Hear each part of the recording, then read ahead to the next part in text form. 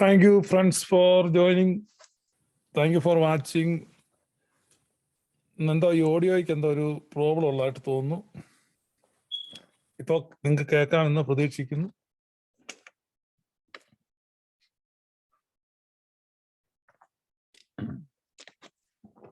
ഒരു second.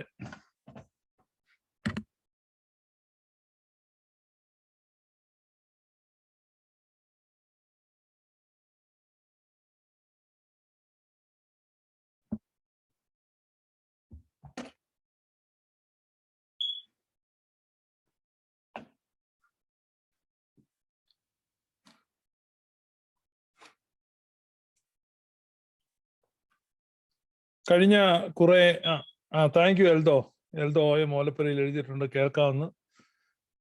Thank you. കഴിഞ്ഞ ചില ആഴ്ചകളായിട്ട് തുടർച്ചയായിട്ട് നമ്മൾ പെന്തക്കോസ്ത വിഭാഗക്കാരുടെ ഒരു ചലഞ്ച് വെച്ചിരുന്നു. ആ ചലഞ്ചിൽ പങ്കെടുത്ത ആളുകൾ സംസാരിക്കുന്നതൊക്കെ നമ്മൾ ശ്രദ്ധിച്ചു. അപ്പോൾ ചില ആളുകൾ അതൊരു അപമാനകരമാണ്, 20 ലക്ഷം രൂപ നമ്മൾ ഓഫർ ചെയ്തത്, പെന്തക്കോസ്തുകാർ വളരെ അഭിമാനികളാണ്, ഒരു പണത്തിന് വേണ്ടിയൊന്നും അങ്ങനെ ദൈവത്തെ തെളിയിക്കാനൊന്നും പോകത്തില്ല, അതുകൊണ്ടാണ് ഞങ്ങളിൽപ്പെട്ട പ്രമുഖര് പങ്കെടുക്കാതിരുന്നത്, ഞങ്ങളെ തുച്ഛീകരിച്ചത് കൊണ്ടാണെന്ന് പറഞ്ഞ് ചില മെസ്സേജുകൾ കിട്ടിയത് കൊണ്ട് ഈ ജനുവരി മാസം 10-ാം തീയതി വരെ നമ്മൾ വീണ്ടും ആ ചലഞ്ച് ഓപ്പൺ ചെയ്തിട്ടുണ്ട്. സമ്മാനത്തുകയൊന്നുമില്ല, സ്വാഭിമാൻ ചലഞ്ച് എന്നാണ് അതിൻ്റെ പേര്. സ്വന്തം ദൈവത്തിൽ അഭിമാനമുള്ളവർ, സ്വന്തം വിശ്വാസത്തെക്കുറിച്ച് അഭിമാനമുള്ളവർ, സ്വന്തം അസ്തിത്വത്തെക്കുറിച്ച് അവബോധമുള്ളവർ, അങ്ങനെയുള്ളവർക്ക് മുന്നോട്ട് വന്ന് തങ്ങളുടെ ദൈവം ആരാണെന്ന്, പാസ്റ്റർ ആയിരിക്കണമെന്നൊന്നുമില്ല, ഒരു വിശ്വാസിയാണെങ്കിലും. കാരണം പെന്തക്കോസ്തിലെ ഓരോ വിശ്വാസിയും അപ്പോസ്തോലിക സഭകളിലെ അച്ഛന്മാരെക്കാൾ ശ്രേഷ്ഠരാണെന്ന് അവർ പതിവായിട്ട് അവകാശപ്പെടുന്നത് കൊണ്ട് രാജകീയ പുരോഹിത വർഗമൊക്കെയല്ലേ, നിങ്ങളിൽ ആർക്കും പങ്കെടുക്കാവുന്നതാണ്. നമ്മുടെ ബഹുമാന്യ സുഹൃത്ത് ലാലു വറീസ് പറയുന്നുണ്ട്, ഞങ്ങൾ ആരും വരില്ല, ഞങ്ങൾ വളരെ അഭിമാനികളാണ്. അദ്ദേഹത്തിനും സ്വാഗതം. അഭിമാനികളായ ആളുകൾ വേണം വന്ന് അവതരിപ്പിക്കാൻ. നമ്മൾ ലളിതമായ ഒരു ചോദ്യമാണ്, നമുക്ക് സാധാരണ ആളുകൾക്ക് തോന്നും ഇത് നിസ്സാരമാണല്ലോ. ലോകത്തെ ഏത് വിഭാഗത്തിൽപ്പെട്ട ആളുകളോടും നിങ്ങളുടെ ദൈവം ആരാണെന്ന് ചോദിച്ചാൽ അവർ ലളിതമായിട്ട് ഉത്തരം പറയും. അത് വളരെ ചെറുപ്പത്തിലേ പഠിക്കുന്നതാണ്. അതിന് പ്രത്യേകിച്ച് ഗവേഷണം, ആലോചന, അതിൻ്റെ ഒന്നും ആവശ്യമില്ല. നിങ്ങളൊരു ആദിവാസിയോട് പോയി ദൈവം ആരാണെന്ന് ചോദിച്ചാൽ സ്പ്ലിറ്റ് ഓഫ് സെക്കൻഡ് അവർ ഉത്തരം തരും. ചിലപ്പോൾ അവർ പറയും ആലുമിനപ്പുറത്ത്, ആലിന്റെ അപ്പുറത്ത് ഇരിക്കുന്ന ആ കല്ലേര, അതാണ് ദൈവം. അല്ലെങ്കിൽ പറയും വേറൊരു ഗോത്രവർഗക്കാരനെന്ന് ചോദിച്ചാൽ അവൻ പറയും മറുതയാണ് അവന്റെ ദൈവം. അതിന്റെ അപ്പുറത്ത് വേറൊരാളുടെ ദൈവം പറയും ആനമറുതയാണ് ദൈവം. എന്തെങ്കിലും ആട്ടെ, അവന് കൃത്യം അറിയാം അവന്റെ ദൈവം ആരാണെന്ന്. ഞാൻ പറഞ്ഞ ഏറ്റവും ചെറിയ, നിങ്ങൾ വളരെ അപരിഷ്കൃതരാണെന്നും അവഗണിക്കപ്പെട്ടവരാണെന്നും ഒക്കെ കരുതുന്ന ചെറു ഗോത്രങ്ങളിൽപ്പെട്ടവർക്ക് പോലും തങ്ങളുടെ ദൈവം ആരാണ്, തങ്ങൾ ആരാധിക്കുന്നതും വിളിച്ചപേക്ഷിക്കുന്നതും തങ്ങളുടെ പിതാക്കന്മാർ തങ്ങൾക്ക് പരിചയപ്പെടുത്തുന്നതുമായ ആ ദൈവം ആരാണ് അവർക്ക് ബോധ്യമുണ്ട്. ഒരു കടത്തിനെ കടന്ന് ഉറങ്ങുന്ന ഒരു ഫാമിലി, അല്ലെങ്കിൽ വഴിയരികിൽ പൈപ്പിനകത്ത് ഒക്കെ കിടക്കുന്നു. ആ ഫാമിലി അവര് പാട്ട പെറുക്കുകയോ കുപ്പികൾ ശേഖരിക്കുകയോ, അങ്ങനെ പല നാടോടികൾ നമുക്കറിയാലോ, പലപ്പോഴും പത്രത്തിൽ കാണാം നാടോടി ബാലനെ തട്ടിക്കൊണ്ടുപോയി നാടോടി ബാലികയെ പീഡിപ്പിച്ചു കുടുംബങ്ങളായിട്ട് ഇങ്ങനെ വഴിയിലൊക്കെ കിടക്കുന്നു. അവരോട് പോലെ ആ കുഞ്ഞുങ്ങളോട് ചോദിച്ചാൽ നിങ്ങളുടെ അപ്പൻ ആരാണ്, അല്ലെ അച്ഛൻ ആരാണ്, ആ കുഞ്ഞുങ്ങൾ കൃത്യമായിട്ട് പറയും. കാരണം അവരുടെ അമ്മ അവരെ കാണിച്ചു, അവർക്കറിയാം അവരുടെ അച്ഛൻ ആരാണ്. പക്ഷെ വലിയ കെട്ടിടങ്ങളോ വലിയ ഇതായിട്ട് ഒരു വേശ്യാലയത്തിൽ ഉണ്ടായിട്ടുള്ള ഒരു കുഞ്ഞിനോട് കാര്യം നല്ല ഉടുപ്പും ഒക്കെ ഇട്ട് നല്ല ഷൂസൊക്കെ ഇട്ട് ഒരു ചെറു സൈക്കിളിൽ ഇങ്ങനെ മുറ്റത്തോട് ചവിട്ടിക്കൊണ്ടിരിക്കുക, ആ കുഞ്ഞിനോട് എന്നിട്ട് പെട്ടെന്ന് റാൻഡമായിട്ട് ഒരാളവിടെ ചെന്ന് കുഞ്ഞെ മോനെ നിന്റെ അപ്പൻ ആരാണെന്ന് ചോദിച്ചാൽ അത് അല്പം ബുദ്ധിമുട്ടുണ്ടാക്കുന്ന ചോദ്യമാണ്. അത് ചെറുക്കനിൽ ആ പയ്യനിൽ അമ്പരപ്പുണ്ടാക്കും.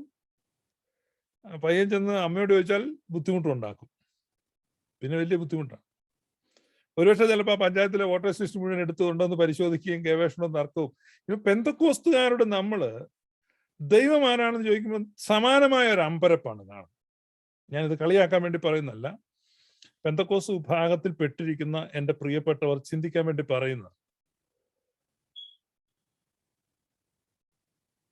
നിങ്ങളുടെ ആത്മീക അവസ്ഥ ഇതിപ്പോ ഞാൻ പറയുമ്പോൾ നിങ്ങൾക്ക് ആക്ഷേപകരമായിട്ട് തോന്നും. ഞാൻ മനസ്സിലായോ?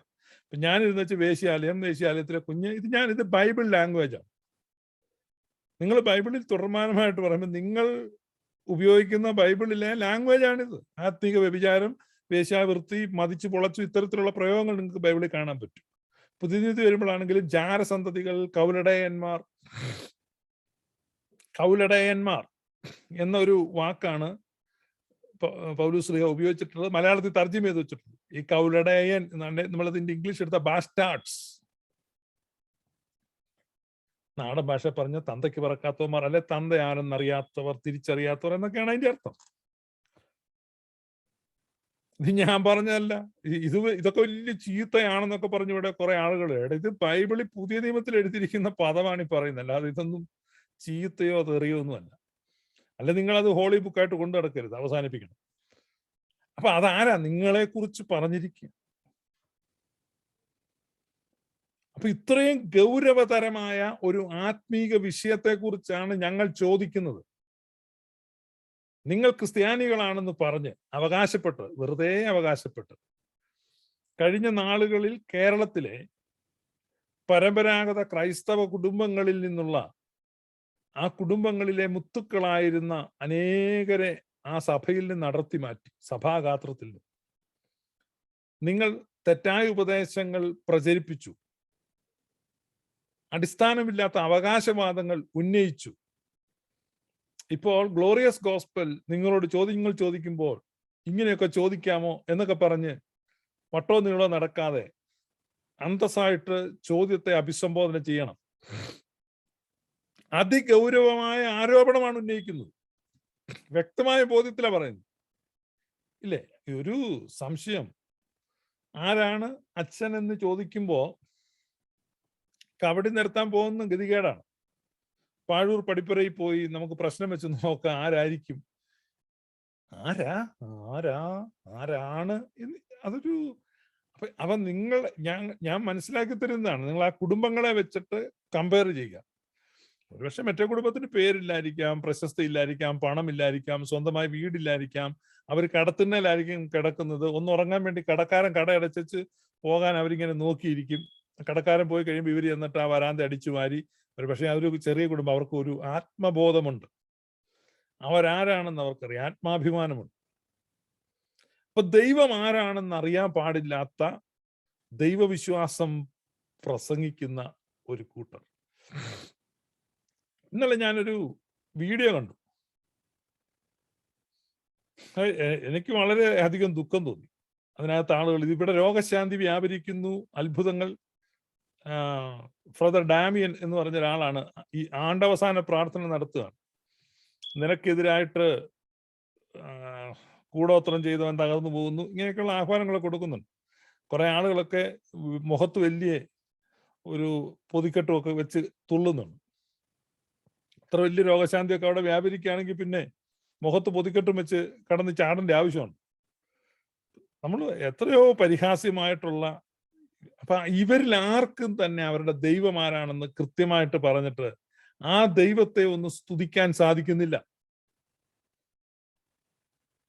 നിങ്ങൾ കേട്ടോ, കഴിഞ്ഞ ദിവസങ്ങളിലൊക്കെ വന്ന് പറഞ്ഞ് അവരാരെങ്കിലും കൃത്യമായിട്ട് പറഞ്ഞോ ദൈവം ആരാണെന്ന്? ഇപ്പോഴും ആ ചോദ്യം അന്തരീക്ഷത്തിൽ നിൽക്കുകയാണ്. ആരാണ് ദൈവം? ആരെയാണ് നിങ്ങൾ ആരാധിക്കുന്നത്? പറയാൻ സാധിക്കുമോ? ആത്മാർത്ഥതയുള്ള, അങ്ങനെയുള്ളവർ എത്ര പേരുണ്ടെന്ന് എനിക്കറിയത്തില്ല, കുറച്ചു പേരെങ്കിലും കാണുമല്ലോ. സത്യസന്ധതയുള്ള, പ്രതിബദ്ധതയുള്ള മലയാളി പെന്റക്കോസ്തുകാർ ആരെങ്കിലും അവശേഷിക്കുന്നുണ്ടെങ്കിൽ നിങ്ങൾ ഈ ചോദ്യത്തിന് സ്വയം ഉത്തരം കണ്ടെത്തുക. സാധിക്കുമെങ്കിൽ പബ്ലിക് ഫോറത്തിൽ പറയുക, ആരാണ് ദൈവം? അവിടെ ഉത്തരമില്ലെന്ന് എനിക്ക് ഉത്തമ ബോധ്യമുണ്ട്. അതുകൊണ്ട് ഞാൻ പറയുകയാണ്, നിങ്ങൾ ഉൾപ്പെട്ടു നിന്നിരുന്ന നിങ്ങളുടെ പൂർവിക സമ്പ്രദായത്തിലേക്ക്, നിങ്ങളുടെ പിതാക്കന്മാരുടെ വിശ്വാസത്തിലേക്ക് നിങ്ങൾ മടങ്ങുക. വ്യക്തമായി നിർവചിക്കപ്പെട്ട ദൈവവിശ്വാസം ക്രിസ്തീയ സഭയ്ക്കുണ്ട്. അതാണ് ക്രിസ്ത്യാനിറ്റി. ക്രിസ്ത്യാനിറ്റിയുടെ അടിസ്ഥാനം അതാണ്. ഇത്രയേറെ വ്യക്തമായി നിർവചിക്കപ്പെട്ട ഈശ്വര വിശ്വാസം ഉള്ളപ്പോൾ അതിൽ നിന്ന് നമ്മളെ വഴുതി മാറ്റിയിട്ട് ഇതൊക്കെ ആർക്കും മനസ്സിലാകാത്ത എന്തൊക്കെയോ കാര്യങ്ങളാണ് എന്ന് പറഞ്ഞു കൊണ്ടു നടക്കുക. നമ്മളിങ്ങനെ ചുമ്മാ ചിലർ അങ്ങനെയും മറ്റു ചിലർ ഇങ്ങനെയും ആർത്തു വിളിച്ചു എന്ന് പറയുന്നത് പോലെ. പ്രിയപ്പെട്ടവരെ, പെന്തക്കോസ്ത് വിശ്വാസത്തിൽ ദൈവവിശ്വാസം നിർവചിക്കപ്പെട്ടിട്ടില്ല. ആരാണ് ദൈവം എന്ന് അവർക്കറിയില്ല. അവർക്ക് വ്യക്തമായ രൂപരേഖയില്ല. ഇത് തികച്ചും സത്യമാണ്. ഇത് സത്യമല്ല, അല്ലെങ്കിൽ ഈ പറയുന്ന ആരോപണം സത്യമല്ല എങ്കിൽ അത് ഈ പ്ലാറ്റ്ഫോമിൽ വന്ന് അങ്ങനെയല്ല എന്ന് തെളിയിക്കാൻ ഈ ജനുവരി 10 വരെ സമയം ദീർഘിപ്പിച്ചിരിക്കുന്നു. പിന്നെ അതിന് സമ്മാനത്തുകകളോ വാതുവെപ്പുകളോ ഒന്നുമില്ല. കാരണം അഭിമാനികളായ ചില ആളുകൾ പണം അവരെ കിടർച്ച ആയതുകൊണ്ട് ഈ 10 ദിവസം അവർക്ക് വേണ്ടിയാണ്. അഭിമാനികളുടെ അവസരമാണ്. ഇനി അഭിമാനികൾക്ക് അവസരം കൊടുത്തില്ല എന്ന് ആരും നാളെ പറയരുത്. അതുകൊണ്ട് അഭിമാനികൾക്കുള്ള അവസരം ഇതാ, സ്വാഭിമാൻ ചലഞ്ച്. നിങ്ങൾക്ക് പറയാവുന്ന ഇന്നലെ ക്ലബ് ഹൗസിൽ പെന്തക്കോസ്തുകാരുടെ വകയായിട്ട് പരിശുദ്ധ കന്യകാമറിയത്തെ അവഹേളിച്ചുകൊണ്ട് ഒരു റൂം ഉണ്ടായിരുന്നു. ഞാൻ ആ റൂമിൽ താഴെ ഇരുന്ന് കേട്ടു. വളരെയധികം ആക്ഷേപകരമായിട്ട്. ഇവർക്ക് ഇതുവരെയും കാര്യങ്ങൾ മനസ്സിലായിട്ടില്ല. ഇവർ യേശുവിനെയാണ് ആരാധിക്കുന്നത്. ആരാണ്? പെന്തക്കോസ്തുകാർ. യേശു എന്ന് പറയുമ്പോൾ ഇവരെ സംബന്ധിച്ച് യേശുവിന്റെ 3.5 വർഷത്തെ പെർഫോമൻസ് ബേസ്ഡ് ആണ് ഇവരുടെ വർഷിപ്പ്. ഒരു ജീസസ് ഫാൻസ് ക്ലബ്ബ് എന്ന് മാത്രമേ ഉള്ളൂ. ഹിസ്റ്റോറിക്കൽ ജീസസിനെയാണ് പെന്തക്കോസ്തുകാർ ആരാധിക്കുന്നത്. ചരിത്രത്തിൽ ഇറങ്ങി വന്ന ആ ഒരു ഏട്, ഹിസ്റ്റോറിക്കൽ ജീസസ്. പരിശുദ്ധ സഭ ആരാധിക്കുന്നത് ഹോളി ട്രിനിറ്റിയാണ്. ഇത് വ്യത്യാസം നിങ്ങൾ മനസ്സിലാക്കണം. നമ്മൾ ആരാധിക്കുമ്പോൾ പിതാവിനും പുത്രനും പരിശുദ്ധ റുഹായിക്കും സ്തുതി. ഇതാണ് സത്യവിശ്വാസത്തിൽ ആരാധനയുടെ ഒരാരംഭം. പിതാവിനും പുത്രനും പരിശുദ്ധ റുഹായിക്കും സ്തുതി. ഇത് പിതാവിനും പുത്രനും പരിശുദ്ധ റുഹായിക്കും സ്തുതി. പ്രതിവാക്യം എന്താണെന്നറിയാമോ? ആ പ്രതിവാക്യത്തിലാണ് അതിന്റെ ശ്രേഷ്ഠത, ആരാധനയുടെ. പിതാവിനും പുത്രനും പരിശുദ്ധ റുഹായിക്കും സ്തുതി എന്ന് പറയുമ്പോൾ പ്രതിവാക്യം ആദ്യം മുതൽ ഇന്നും എന്നേക്കും തന്നെ ആമേൻ, now and for ever and ever more ആമേൻ. അപ്പൊ ആദ്യം മുതൽ, ഇപ്പൊ ഇടക്കാലത്ത് തുടങ്ങിയ ഒരു ആരാധനയല്ല ഇത്. ആദ്യം മുതലുള്ള ആരാധനയാണ്. ഈ ആരാധന എന്താണ്? അവിഘ്നമാണ്, അവിരാമമാണ്, അല്ലെ? അനന്തമാണ്, എൻലെസ് വർഷിപ്പ്. അപ്പൊ ഇത് നിത്യ ആരാധനയാണ്, ഇറ്റേണൽ വർഷിപ്പ്. അപ്പൊ നിത്യാരാധനയിൽ പങ്കുകാരാക്കുക സത്യവിശ്വാസം. നിങ്ങൾ മനസ്സിലാക്കണം. അപ്പം കഴിഞ്ഞ ദിവസം വന്നൊരു ചെറുപ്പക്കാരൻ നമ്മളോട് സംസാരിച്ചപ്പോൾ പെന്തക്കോസ്തുകാരൻ അവൻ പറയണം, അപ്പൊ അങ്ങനെ ആരാധിക്കുക, ഇങ്ങനെ ആരാധിക്കുക, എങ്ങനെയാലും കുഴപ്പമില്ല, ആരെയും ഒക്കെ സ്തുതിച്ചാൽ മതി. ഇത് നമ്മളെ സംബന്ധിച്ച് പിതാക്കന്മാർക്ക് വെളിപ്പെട്ട സത്യവിശ്വാസം. ഇന്നലെ നമ്മുടെ ക്ലബ് ഹൗസിൽ വന്നിട്ട് ഗ്ലോറിയസ് ഫോളോവർ ആയിട്ടുള്ള ഒരു വ്യക്തി വളരെ ഹൃദയഭേദകമായ ഒരു ചോദ്യം ചോദിച്ചു. ഈ സത്യവിശ്വാസം നമ്മുടെ പിതാക്കന്മാർക്ക് കിട്ടി എന്ന് പറയുമ്പോൾ അവരൊക്കെ ബൈബിൾ വായിച്ച് മനസ്സിലാക്കി ഉണ്ടാക്കിയ ഒരു സത്യവിശ്വാസം അല്ലേ? ബൈബിളിന്റെ അടിസ്ഥാനത്തിലല്ലേ? വളരെ ദയനീയമായ ഒരു ചോദ്യം. പിതാവിനെയും പരിശുദ്ധാത്മാവിനെയും നമുക്ക് പരിചയപ്പെടുത്തിയത് യേശു തമ്പുരാനാണ്. അപ്പൊ യേശു തമ്പുരാൻ പരിചയപ്പെടുത്തിയിട്ട് അവിടെ ഒരു ഫെയ്ത്ത് കമ്മ്യൂണിറ്റി, ഒരു സ്മോൾ കമ്മ്യൂണിറ്റി ഉണ്ട്. നമുക്കറിയാം യേശുവിന്റെ ചുറ്റും 3 പേര്. ആരാണത്? ശീമോൻ പത്രോസ്, യോഹന്നാൻ, യാക്കോബ്. അതാണ് ക്ലോസ് സർക്കിള്. അപ്പൊ അതിന് പുറത്ത് അടുത്ത സർക്കിള് 12 പേരുടെ ശിഷ്യന്മാർ. അതിന്റെ പുറത്ത് 72 പേരുടെ ഒരു അറിയിപ്പ് ഗ്രൂപ്പ്. നിങ്ങൾ ഈ ഫസ്റ്റ് സെഞ്ചുറി ഗ്രൂപ്പിനെ നോക്കുമ്പം ജീസസ് ഒരു ഗാദറിംഗ് ആണ്, ജീസസിന്റെ ഒരു ഗാദറിംഗ്. അതിനകത്ത് ജീസസ് നടുക്ക് നിൽക്കുന്നു, ചുറ്റും 3 പേര്, അതിന്റെ പുറകിൽ 12 പേര്, അതിന്റെ പുറകിൽ 72 പേര്, അതിന്റെ പുറകിൽ ഇങ്ങനെ ഒരു 500 പേര്, അതിന്റെ പുറകിൽ ഇങ്ങനെ ആയിരക്കണക്കിന് ആളുകൾ. അപ്പൊ ഒരു റിപ്പിൾസ് ആയിട്ട് ഇങ്ങനെ ഒരു സർക്കിൾസ് ആണ്, സർക്കിൾസ്. അപ്പൊ ഈ യേശുവിനെ സംബന്ധിച്ച് യേശുവിന്റെ ആ മഹിമ കാണുന്നത് ഈ 3 പേരാ. മൗണ്ട് ഓഫ് ട്രാൻസ്ഫിഗറേഷൻ, മറുരൂപമലയിൽ, രൂപാന്തരത്തിന്റെ മലയിൽ, രൂപാന്തരത്തിന്റെ കൊടുമുടിയിൽ. ചില ആളുകള് ഈ പറയും യേശുക്രിസ്തു മരിച്ച് ഉയർത്തെഴുന്നേറ്റു, അപ്പൊ പുതിയ ബോഡി കിട്ടി, ഗ്ലോറിഫൈഡ് ബോഡി. യേശുക്രിസ്തു മരിക്കുന്നതിന് മുമ്പ് ആ glorified body Peter, John and James, അപ്പൊ ഈ അപ്പോസ്തലന്മാരുടെ ആ ഇന്നർ ഗ്രൂപ്പ് അതിന് വിറ്റ്നസ് ചെയ്തു, അത് സാക്ഷ്യപ്പെടുത്തി. അത് തേജസിന്റെ കർത്താവാണ്, ലോർഡ് ഓഫ് ഗ്ലോറി. ആ തേജസിന്റെ കർത്താവിനെ തിരിച്ചറിയാത്ത യഹൂദന്മാർ അവനെ ക്രൂശിച്ചു. പൗലോസ് എഴുതാണ്, തേജസിന്റെ കർത്താവിനെ അവർ അറിഞ്ഞില്ല, അറിഞ്ഞിരുന്നെങ്കിൽ അവർ ഒരിക്കലും ക്രൂശിക്കില്ലായിരുന്നു. പക്ഷെ തേജസിന്റെ കർത്താവിനെ അറിയാതെ അവർ ക്രൂശിച്ചു. പക്ഷേ മരണത്തിന് അവനെ പിടിച്ചു വെക്കുക അസാധ്യമായിരുന്നു. Death could not hold him back. മരണത്തിന് അവനെ പിടിച്ചു വെക്കാൻ കഴിഞ്ഞില്ല. പത്രോസ്ലീഹയുടെ പ്രസംഗത്തിൽ നിന്നാണ്. മരണത്തിന് അവനെ പിടിച്ചു വെക്കാൻ കഴിഞ്ഞില്ല, ആ ഭാഷയാണ് അദ്ദേഹം ഉപയോഗിച്ചത്. ഉയർത്തെഴുന്നേറ്റു. അപ്പൊ യേശു മരിക്കുന്നതിന് മുമ്പ് ആ ഗ്ലോറി ഈ ഇന്നർ ഗ്രൂപ്പ് കണ്ടതാണ്.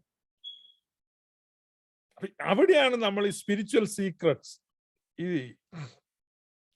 ഈ കാര്യങ്ങൾ എങ്ങനെയാണ് അവര് വായ്മൊഴിയായിട്ട് സഭയിൽ പറയുകയാണ്. സഭയുടെ വിശ്വാസം രൂപപ്പെടുകയാണ്.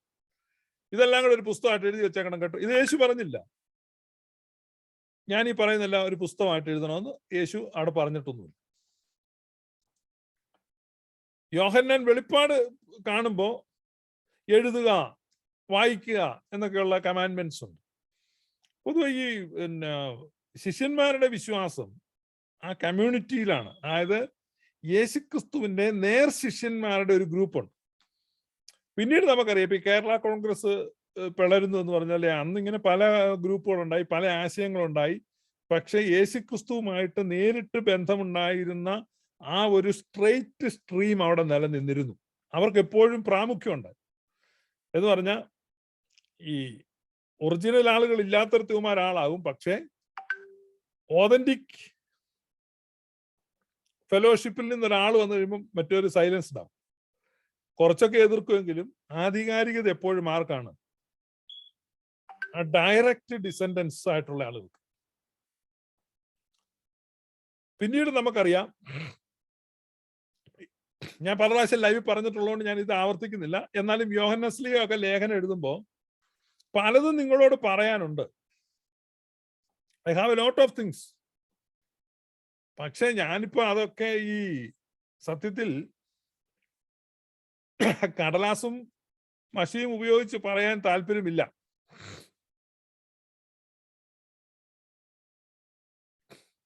നിങ്ങളോട് പല കാര്യങ്ങളും എനിക്ക് പറയാനുണ്ട്. നിങ്ങൾക്ക് എഴുതുവാൻ പലതുമുണ്ട്, എങ്കിലും കടലാസിലും മഷി കൊണ്ടും എഴുതുവാൻ എനിക്ക് മനസ്സില്ല. നിങ്ങളുടെ സന്തോഷം പൂർണ്ണമാകേണ്ടതിന് നിങ്ങളുടെ അടുക്കൽ വന്ന് മുഖാമുഖമായി സംസാരിപ്പാൻ ആശിക്കുന്നു.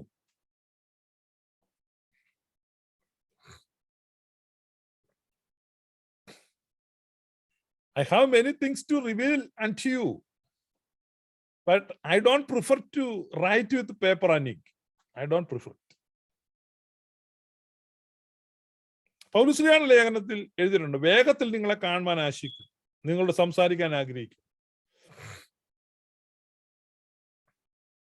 അപ്പൊ അപ്പോസ്തലന്മാരെല്ലാം അവർക്ക് കിട്ടിയ വെളിപ്പാടുകൾ, അനുഭവങ്ങൾ, അറിവുകൾ, അപ്പൊ ഇൻഫർമേഷൻസ്, റെവലേഷൻസ് ആൻഡ് എക്സ്പീരിയൻസസ് അതെല്ലാം ഷെയർ ചെയ്തത് വെർബലിയാണ്, ഫേസ് ടു ഫേസ് കോൺവെർസേഷനിലൂടെ ആ ഫെയ്ത്ത് കമ്മ്യൂണിറ്റിയിലേക്ക്. അപ്പം അതിൽ എത്ര പെർസെന്റ് ആണ് അവർ റൈറ്റ് ചെയ്തതെന്ന് അറിയാമോ? ചെറിയൊരു ശതമാനം. പ്രധാന കാര്യങ്ങൾ അവർ എഴുതിയില്ല, പ്രധാന കാര്യങ്ങൾ അവർ പകർന്നു കൊടുക്കുകയായിരുന്നു.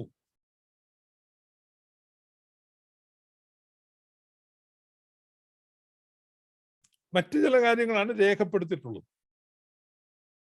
അപ്പൊ ആ രേഖപ്പെടുത്തിയ ബൈബിൾ ഉപയോഗിച്ചിട്ടാണ് ഇന്ന് ചില ആളുകൾ പുതുതായിട്ട് വിശ്വാസം രൂപപ്പെടുത്താൻ ശ്രമിക്കുന്നത്.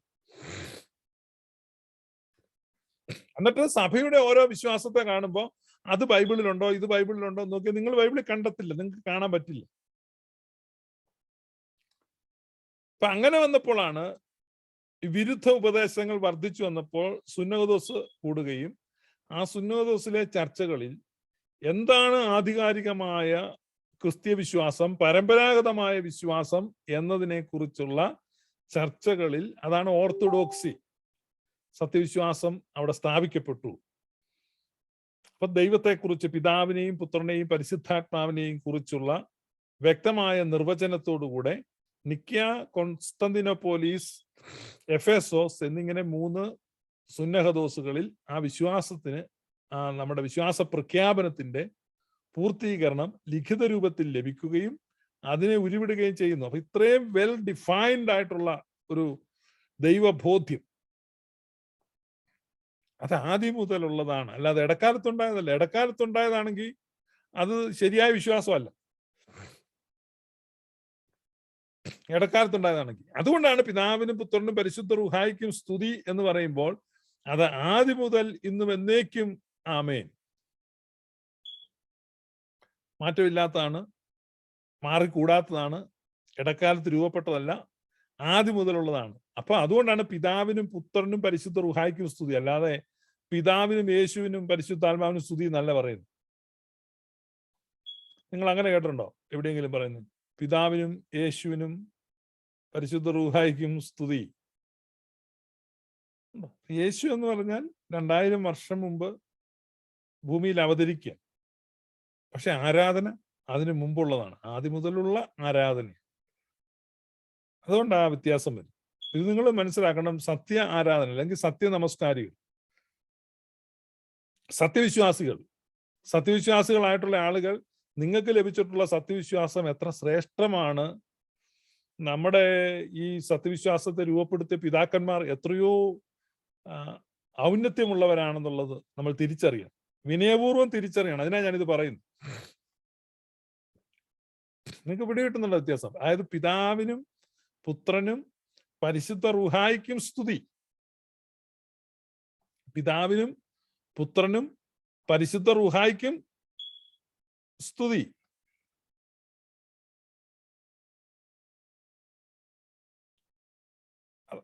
പിതാവിനും യേശുവിനും പരിശുദ്ധാത്മാവിനും സ്തുതി എന്ന് നിങ്ങൾ പറയുന്നത് കേട്ടിട്ടുണ്ടോ? അത് ആ ഹിസ്റ്റോറിക്കൽ ജീസസിനെ അല്ല അവിടെ വർഷിപ്പ് ചെയ്യുന്നു. നമ്മൾ ആ ഹിസ്റ്റോറിക്കൽ ജീസസിനെ നിഷേധിച്ചു ഇനിയിപ്പോ നാളെ പറഞ്ഞുകൊണ്ട് നടക്കുക, അതല്ല. കാരണം ഇത് ആദ്യം മുതലുള്ള ആരാധനയാണ്, ഇറ്റേണൽ വർഷിപ്പാണ്. നമ്മൾ ഇറ്റേണൽ വർഷിപ്പിലേക്ക് ജോയിൻ ചെയ്യല്ല, നമ്മൾ പുതുതായിട്ടൊരു വർഷിപ്പിനെ ഇൻട്രൊഡ്യൂസ് ചെയ്യല്ല, പുതുതായിട്ടൊരു വർഷിപ്പിനെ ഇൻവെന്റ് ചെയ്യല്ല. ഇത് ആദ്യം മുതൽ ഉള്ള വർഷിപ്പാണ്. അത് ബൈബിൾ ഉണ്ടായി കഴിഞ്ഞാൽ ഇനി ബൈബിൾ വായിച്ചാൽ ഇനി ഒരെണ്ണം ഉണ്ടാക്കിയേക്കാം. No no no, it is from beginning, now and for ever and ever more. ഇന്നും എന്നേക്കും, ആദ്യം മുതൽ ഇന്നും എന്നേക്കും ആമേൻ. മനോലം മാതാമനോലം ഓൽമിനാമി. Such a powerful statement. നമ്മൾ പുതുതായിട്ടൊന്നും കണ്ടുപിടിക്കുന്നതല്ല.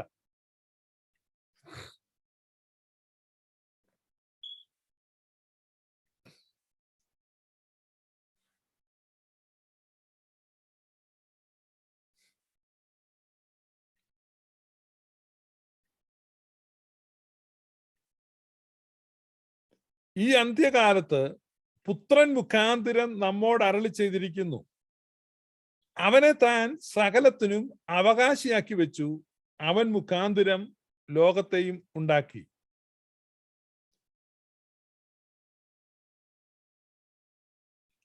അടുത്ത വാക്യം നിങ്ങൾ ശ്രദ്ധിക്കണം. എബ്രായ ലേഖനം 1-ാം അധ്യായം 3-ാം വാക്യം. അവൻ അവന്റെ തേജസ്സിന്റെ പ്രഭയും തത്വത്തിന്റെ മുദ്രയും സകലത്തെയും തന്റെ ശക്തിയുള്ള വചനത്താൽ വഹിക്കുന്നവനും ആകൊണ്ട്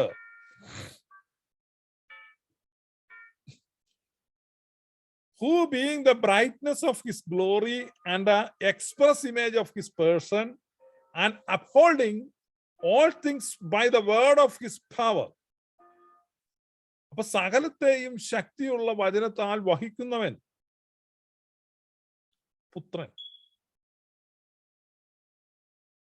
ഈ പുത്രനെയാണ് നമ്മൾ വർഷിപ്പ് ചെയ്യുന്നത്. So we are not just worshipping the historical Jesus, but instead we are worshipping the cosmic Christ.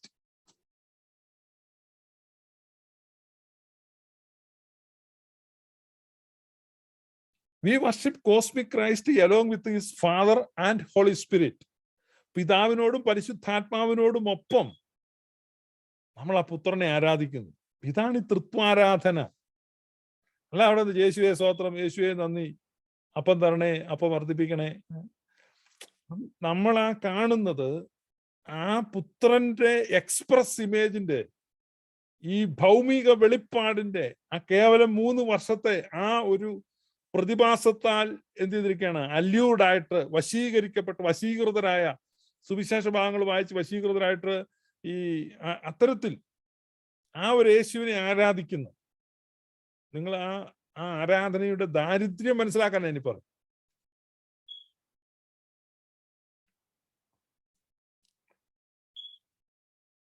നിങ്ങൾ എത്ര പേർക്ക് അത് മനസ്സിലാകുമെന്ന് എനിക്ക് അറിയില്ല. കാരണം കാരണം നമ്മൾ ചെറുപ്പം തൊട്ട് കേൾക്കുന്നത് അങ്ങനെയാണ്.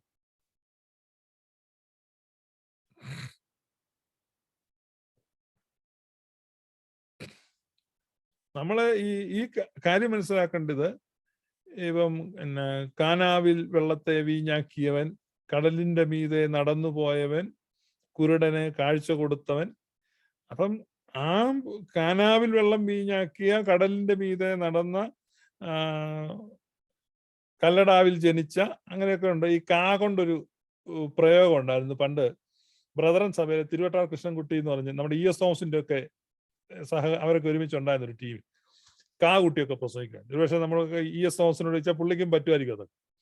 അപ്പൊ ആ ഒരു യേശുവിനെയാണോ ആരാധിക്കുന്നത്? നമ്മൾ പുത്രനെയാണ് ആരാധിക്കുന്നത്. അപ്പൊ father, son and holy spirit എന്ന് പറഞ്ഞാൽ പരിശുദ്ധ ത്രിത്വം. ആ ത്രിത്വത്തെ ആരാധിക്കുന്ന ആരാധന ആദ്യം മുതലുള്ള ആരാധനയാണ്. അത് പുത്രന്റെ ജഡാവതാരത്തിന് മുമ്പുള്ള ആരാധനയാണ്. അല്ലാതെ പുത്രന്റെ ജഡാവതാരത്തിന് ശേഷം നമ്മൾ പുതുതായിട്ട് ഇൻട്രൊഡ്യൂസ് ചെയ്തിട്ട് കണ്ടുപിടിച്ച് ഇങ്ങനെ ഉണ്ടാക്കിക്കൊണ്ടുവരുന്ന ഒരു ആരാധനയല്ല. അതുകൊണ്ടാണ് അത് പറയുന്നത് മനോലം മാതാമനോലം ഓൽമിനാമീൻ. ആദ്യം മുതലുള്ള ആരാധനയാണ്. അതുകൊണ്ടാണ് മേൽപ്പെട്ട മഹോന്നതങ്ങളിലെ സ്വർഗീയ മാലാഖമാരോടൊപ്പം നമ്മൾ സ്തുതിക്കുന്നു. മാലാഖമാരുടെ സ്തുതിപ്പ്,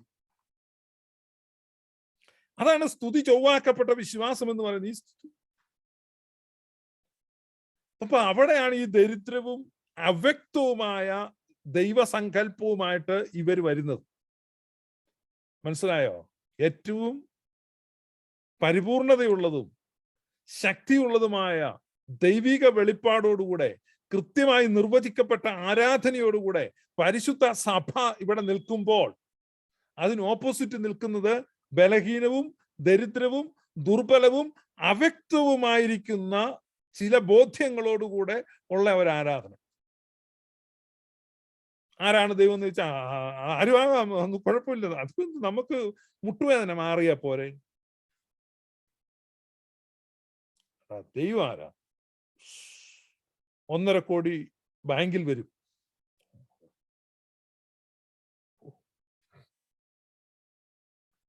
ദൈവം ആരാണ് അതറിയാവോ? ദൈവം ആരാണെന്ന് ചോദിച്ചപ്പോ ഞാനും ഭാര്യയും കൂടെ കാപ്പി വെച്ചോണ്ടിരിക്കുകയായിരുന്നു. കാപ്പി വെച്ചോണ്ടിരുന്നപ്പോ പെട്ടെന്ന് ഗ്യാസ് തീർന്നു പോയി.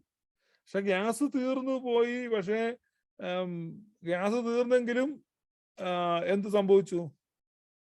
ഗ്യാസ് തീർന്നെങ്കിലും ഞാൻ അങ്ങോട്ട് പ്രാർത്ഥിച്ചു. ആഹാ, ഞാൻ പ്രാർത്ഥിച്ചു കഴിഞ്ഞപ്പോ എന്ത് സംഭവിച്ചു? ഞാൻ പ്രാർത്ഥിച്ചു കഴിഞ്ഞപ്പോ ഗ്യാസ് കേട്ടോളൂ. പിന്നെ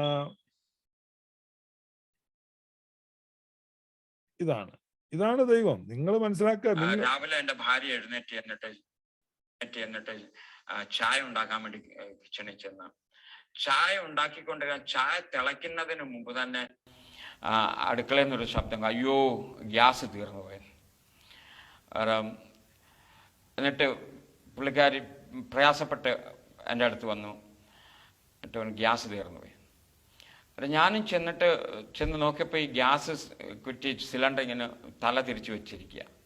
കാരണം ചിലപ്പോൾ ഗ്യാസ് തീർന്ന് അത് സ്വല്പം ഉള്ളത് അതുകൊണ്ട് ചായ ഉണ്ടാക്കാൻ സാധിക്കുമെന്ന് ഓർത്ത് അത് ഗ്യാസ് സിലിണ്ടർ തിരിച്ചു വെച്ച് കുലുക്കി നോക്കിയാൽ അതിനകത്ത് ഗ്യാസില്ല. ഞാനും വെളി വന്നിട്ട് ഞങ്ങളുടെ ബെഡ്റൂമിൽ ഇങ്ങനെ വന്ന് ദുഃഖിച്ചവിടെ ഇരിക്കുക. ദുഃഖിച്ചിട്ട് ഇനി എന്തോ ചെയ്യുന്ന, പൈസ കയ്യിലില്ല, നാളെ ടീം വരും, അവർക്ക് എങ്ങനെ ഭക്ഷണം ഉണ്ടാക്കി കൊടുക്കും. അങ്ങനെ പ്രയാസപ്പെട്ട് ഇരിക്കുന്ന സമയത്ത് ഞങ്ങൾ തമ്മിൽ ഞാനൊരു കാര്യം ചോദിച്ചു. ദൈവവചനത്തിൽ ഏലിയാവ് വിധവയുടെ വീട്ടിൽ ചെന്ന് അവിടെ മാവ് തീർന്ന അവസ്ഥയിൽ ഏലിയാവ് പറഞ്ഞു, നീ റൊട്ടി ഉണ്ടാക്കിക്കൊണ്ട് വാ, ക്ഷാമം തീരുന്നിടം വരെ എൻ്റെ കലത്തിലെ മാവ് തീരത്തില്ല, കുപ്പിയിലെ എണ്ണ കുറഞ്ഞു പോകത്തില്ല. അപ്പം ഞാൻ എൻ്റെ ഭാര്യയോട് ചോദിച്ചു, ഇത് ബൈബിളിൽ മാത്രം വിവരിക്കുന്ന സംഭവമാണ്, ഇത് നമ്മുടെ ജീവിതത്തിൽ നടക്കാൻ പറ്റത്തില്ലയോ? എന്തുകൊണ്ട് ഇത് നമ്മുടെ ജീവിതത്തിൽ നടക്കത്തില്ല? ഞാൻ വരാൻ പറഞ്ഞു, നമുക്ക് പോയി പ്രാർത്ഥിക്കാമെന്ന് പറഞ്ഞു. അങ്ങനെ പോയി കിച്ചണിൽ പോയിട്ട് ആ ഗ്യാസ് കുറ്റിയുടെ മേളിൽ കൈവച്ച് പ്രാർത്ഥിച്ചു. പറഞ്ഞു, കർത്താവേ, ഏലിയാവിൻ മുഖാന്തരം ആ വിധവയുടെ ഭവനത്തിൽ അത്ഭുതം പ്രവർത്തിച്ച ദൈവം തന്നെ, ആ ദൈവത്തെയാണ് ഞങ്ങൾ സേവിക്കുന്നത്. ആ ദൈവം അത്ഭുതം പ്രവർത്തിക്കാൻ സാധിക്കുമെന്നുള്ള വിശ്വാസം ഞങ്ങൾക്കുണ്ട്. അതുകൊണ്ട് ഈ കുറ്റിയിൽ ഗ്യാസ്, ഞങ്ങൾക്ക് ആവശ്യത്തിനുള്ള ഗ്യാസ് തരാം. അങ്ങനെ പ്രാർത്ഥിച്ച ആമയും പറഞ്ഞതിന് ശേഷം ഞാൻ ഭാര്യയോട് പറഞ്ഞു, ഗ്യാസ് സിലിണ്ടർ നേരെ വയ്ക്കാൻ. അങ്ങനെ സിലിണ്ടർ നേരെ വെച്ച് കത്തിക്കാൻ പറഞ്ഞു. ആ സിലിണ്ടർ കത്തിച്ചു. ഞങ്ങളുടെ ചായ ഉണ്ടാക്കി, ഉച്ചയ്ക്കത്തെ ഭക്ഷണം ഉണ്ടാക്കി, വൈകിട്ട് ഡിന്നർ നടന്നു. അടുത്ത ദിവസം ടീം വന്നു. ടീം ഒരാഴ്ച ഞങ്ങളോട് കൂടെ ഇന്ന് അവരുടെ ഭക്ഷണം ഉണ്ടാക്കി. ആ സിലിണ്ടർ മുഖാന്തരം ഞങ്ങൾ ഒരു മാസം ഒരു സിലിണ്ടർ ഞങ്ങൾ ഉപയോഗിക്കുന്നത് 2 മാസം. ഞങ്ങൾ ഭാര്യയും ഭർത്താവ് മാത്രമുള്ളതെന്ന് 2 മാസം ഒരു സിലിണ്ടർ ഉപയോഗിക്കും. ആ പ്രാർത്ഥിച്ചതിന് ശേഷം, ആ തീർന്ന സിലിണ്ടർ പ്രാർത്ഥിച്ചതിന് ശേഷം അത് വീണ്ടും ഞങ്ങൾ 2 മാസം ഉപയോഗിച്ചു.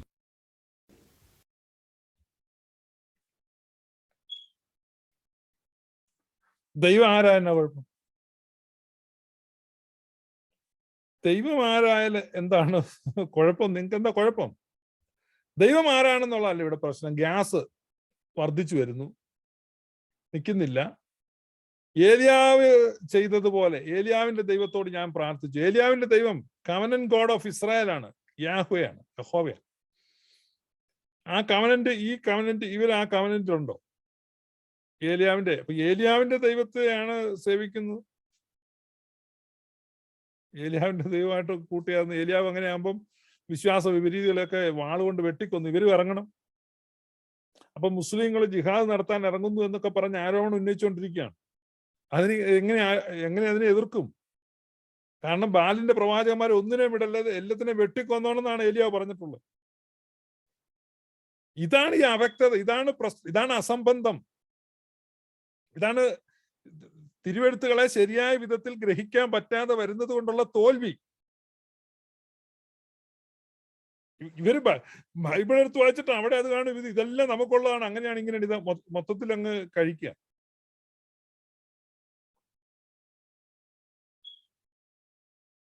ചക്ക നല്ല പഴമാണെന്ന് പറഞ്ഞ് ചക്ക തിന്നുമ്പോൾ മടലും കൂഞ്ഞിലും അരക്കും അതിന്റെ ചകിണി പാടയും എല്ലാം കൂടെ കൂട്ടി തിന്നാ എങ്ങനെ ഇരിക്കും?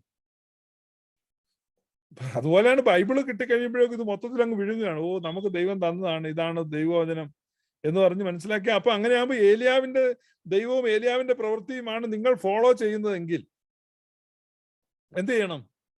വിശ്വാസ വിപരീതികളായ ആളുകളെ തരം കിട്ടുമ്പോൾ വാളുകൊണ്ട് വെട്ടിക്കൊല്ലണം. അതാ ഏലിയാവ് ചെയ്തത്. ബാലിന്റെ പ്രവാചകന്മാരെ ഒന്നിനെയും വിടാതെ വെട്ടിക്കൊന്നു, കത്തിച്ചു കൊന്നു. നിങ്ങൾ ചെയ്യുമോ? ഏലിയാവ് ചെയ്തതുപോലെ തീ ഇറക്കട്ടെ എന്ന് ചോദിക്കുമ്പോൾ നിങ്ങളൊക്കെ ഏത് ആത്മാവിന് അധീനരാണെന്ന് യേശു ചോദിക്കുകയാണ്, ലൂക്കാസ് വിശേഷം 9-ാം അധ്യായത്തിൽ. അപ്പൊ യേശുക്രിസ്തു പരിചയപ്പെടുത്തിയ പിതാവാണ് ക്രിസ്ത്യാനികളുടെ, സത്യവിശ്വാസികളുടെ ദൈവം. ആ പിതൃസുത പരിശുദ്ധാത്മാവായ ത്രിയേക ദൈവത്തെയാണ് സത്യവിശ്വാസികൾ ആരാധിക്കുന്നത്. ഇത് മനസ്സിലാക്കണം. അപ്പൊ ഇത്ര ശ്രേഷ്ഠമായ ഒരു വിശ്വാസം പൈതൃകമായി, പാരമ്പര്യമായി, സൗഭാഗ്യമായിട്ട് ലഭിച്ചിട്ടുള്ള സുറിയാനി ക്രിസ്ത്യാനികൾ ഇന്ന് fascinated by Pentecostals heretic songs and their worship styles. എന്റെ ഈ ആണ്ടവസാനം എന്ന് പറഞ്ഞ് ഈ പറഞ്ഞ ആളുകളൊക്കെ ചെയ്തു കൂട്ടുന്ന കാര്യങ്ങൾ, ജാനസ് ദേവനെ ആരാധിക്കുന്നതാണ്. ഈ ജാനസ് എന്ന് പറഞ്ഞ ഈ ദേവന്റെ പേരിലാണ് ജാനുവരി എന്ന പേര് തന്നെ ആ മാസത്തിന്.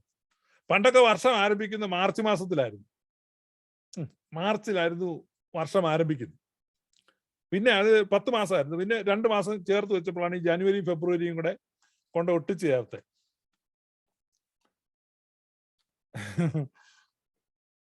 അതുകൊണ്ടാണ്. കാരണം ഒക്ട എന്ന് പറഞ്ഞ എന്നാ, ഒക്ട എന്ന് പറഞ്ഞ 8 എന്നാ. ഒക്ടോബർ എന്ന് പറഞ്ഞ 8-ാം മാസം എന്നാ. ഇപ്പൊ ഒക്ടോബർ എത്രയാ നമ്മുടെ കലണ്ടറിൽ? 10-ാം മാസം. കാരണം അത് ജനുവരി ഫെബ്രുവരിയും കൊണ്ട് ഒട്ടിച്ചോണ്ട് അത് ഒക്ടോബർ 8-ാം മാസം 10-ാം മാസമായത്. നവംബർ എന്ന് പറഞ്ഞ 9-ാം മാസം. നവം എന്ന് പറഞ്ഞാൽ 9 എന്നാ. നവം 9, നവംബർ 9-ാം മാസം. അപ്പം ഡെസിമൽ അല്ലെ, ഡെസിമൽ സിസ്റ്റം എത്രയാ? 10. ഡിസംബർ എന്ന് പറഞ്ഞാൽ 10-ാം മാസം. ആ ഡിസംബർ. 10-ാം മാസം 12-ാം മാസമായി, 9-ാം മാസം 11-ാം മാസമായി, 8-ാം മാസം 10-ാം മാസമായി, ഇങ്ങനെ മാറി. സെപ്റ്റ എന്ന് പറഞ്ഞാൽ എന്നാ നിങ്ങൾ നോക്കുക. അപ്പൊ ഈ പറഞ്ഞ ഈ ജനുവരി ഒക്കെ കൊണ്ട് ഒട്ടിച്ചു വെക്കുമ്പം അത് വേറൊരു വിഷയം. നമ്മൾ കലണ്ടറിനെ പറ്റി സംസാരിക്കുമ്പോൾ അതൊന്ന് വിശദമായിട്ട് ഞാൻ പറയാം. കലണ്ടർ, അതായത് ജൂലിയൻ കലണ്ടർ വന്നിട്ട്, ജൂലിയൻ കലണ്ടർ എങ്ങനെയാണ് ഗ്രിഗോറിയൻ കലണ്ടർ ആയത്, അതിനു മുമ്പ് എങ്ങനെയാണ് ജൂലിയൻ കലണ്ടർ വന്ന്, അതിനു മുമ്പുള്ള കലണ്ടറിനെ എങ്ങനെയാണ് റീപ്ലേസ് ചെയ്ത്. It's A interesting history. അപ്പൊ ഈ നമ്മൾ ഈ ജാനുവരി എന്ന് പറഞ്ഞ ജാനസ് ദേവനുണ്ട്. ജാനസ് ദേവന്റെ പേരാണ് ഈ ജാനുവരിക്ക് കൊടുത്തിരിക്കുന്നത്. ജാനസ് എന്ന് പറഞ്ഞാൽ ഇരുതലമൂരി എന്ന് പറഞ്ഞാൽ 2 തലയുണ്ട് ഈ കക്ഷിക്ക്. ഒരു തല മുന്നോട്ട് തിരിഞ്ഞിരിക്കും, ഒരു തല പുറകോട്ട് തിരിഞ്ഞിരിക്കും. ഇങ്ങനെ 2 തലയുള്ള ഒരു ഗോഡാണ് ജാനസ്. നിങ്ങൾ ഈ ചുമ്മാ ജാനസ് എന്ന് ഗൂഗിളിൽ അടിച്ചിട്ട് ഇമേജ് നോക്കി കഴിഞ്ഞാൽ നിങ്ങൾക്ക് ജാനസിന്റെ പടങ്ങൾ കാണാൻ പറ്റും. ഇഷ്ടംപോലെ പടം കിട്ടും. അതിൽ ഒരു തല ഭാവി കാലത്തേക്ക് നോക്കുന്നത്, മറ്റേ തല ഭൂതകാലത്തിലേക്ക് നോക്കുന്നതാണ്. ഇത് നോക്ക്, ഇതാണ് ചങ്ങാതി. ഇതുണ്ട് ഈ ജാനസ്. കണ്ടോ? നിങ്ങൾ കണ്ടല്ലോ ജാനസിനെ? കണ്ടോ? ഇതാണ് ജാനസ്. കണ്ടോ? ഒരു മുഖം അങ്ങ് പ്രായമായിപ്പോയി. ഇത് ഈ ഭൂതകാലമാണ്, മറ്റേത് ഭാവി കാലമാണ്. ചെറുപ്പക്കാരനായിട്ട് മുന്നോട്ട് നോക്കുകയാണ്, ലുക്കിംഗ് ഫോർവേഡ്.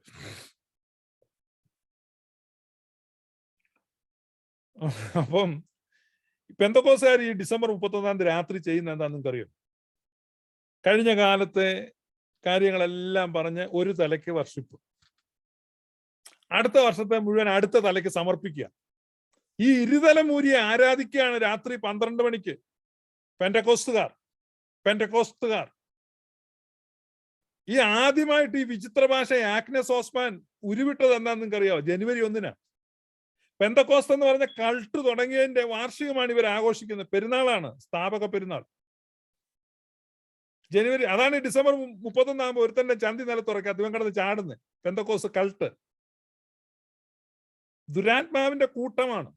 അതുകൊണ്ട് ഞാൻ ഈ പെന്തക്കോസ്ത് വിടുന്നതിന് തൊട്ടു മുമ്പുള്ള 10 വർഷം ഈ പരിപാടിക്ക് പങ്കെടുത്തിട്ടില്ല. അതിന് ഞങ്ങൾക്ക് ഇവിടെ പ്രശ്നം, ഞാനിവിടെ ഹ്യൂസ്റ്റണിൽ പൊയ്ക്കൊണ്ടിരുന്ന ക്ലബിന്റെ പ്രസിഡന്റ് ആയിരുന്ന KC ചാക്കോയുടെ വൈഫൊക്കെ എന്നോട് അതിന് പല പ്രാവശ്യം പരിഭവം പറഞ്ഞിട്ടുണ്ട്. അയ്യോ ഷൂപ്പാസ്റ്റർ എന്താ വരാത്ത, ഷൂപ്പാസ്റ്റർ സഹകരിക്കണം കേട്ടോ, ഇതിനൊക്കെ വളരെ നല്ലൊരു സ്ത്രീയാണ് അവരെന്നോട് പറഞ്ഞിട്ട്. കാരണം അവരുടെയൊക്കെ ഈ കുറിയെടുപ്പും പരിപാടിയും കൊണ്ട് ഒത്തിരി കാര്യങ്ങൾ അവിടെ ഉണ്ട്. എനിക്ക് വ്യക്തിപരമായിട്ട് ഞാനിത് 10 വർഷം മുമ്പ് ഇതേക്കുറിച്ച് ക്രൈസ്തവ ചിന്ത എന്ന് പറഞ്ഞ പെന്തക്കോസ്തുകാരുടെ ഒരു പത്രമുണ്ട്, അതിൽ ഞാൻ എൻ്റെ പേരും പടവും വെച്ചൊരു ലേഖനം എഴുതിയിട്ടുണ്ട്. ഞാൻ ന്യൂയോർക്കിലായിരുന്നു. ന്യൂയോർക്കിൽ നിന്ന് ആ ലേഖനം അയച്ച് അവർ അച്ചടിച്ച് വന്നിട്ടുണ്ട്. ഞാൻ ഓർക്കുന്നുണ്ട് 10 വർഷം മുമ്പ് പെന്തക്കോസ് നിന്നപ്പോൾ ഞാൻ എഴുതിയിട്ടുണ്ട്. ആ ലേഖനത്തിനകത്ത് ഈ ജാനസിന്റെ ഒരു പടവും കൊടുത്തു. Pentecostals are doing Janus worship, nothing else. Tammuz ദേവന്റെ പെരുന്നാളാണ് ക്രിസ്തുമസ്. ആ ക്രിസ്തുമസ് ആഘോഷിക്കരുതെന്ന് പെന്തക്കോസുകാർ വ്യാപകമായിട്ട് പറഞ്ഞു വരുത്തുമ്പോൾ ഒരാഴ്ച കഴിയുമ്പോൾ ജാനസ് ദേവനെ ഇവർ സൗകര്യപൂർവ്വം വർഷിപ്പ് ചെയ്യുകയാണ്. ഈ ജാനസ് പൂജയ്ക്ക് എന്തിനാ സുറിയാനിക്കാർ കിടന്ന് തട്ടിട്ടുതുള്ളത് എനിക്ക് മനസ്സിലാവുന്നില്ല.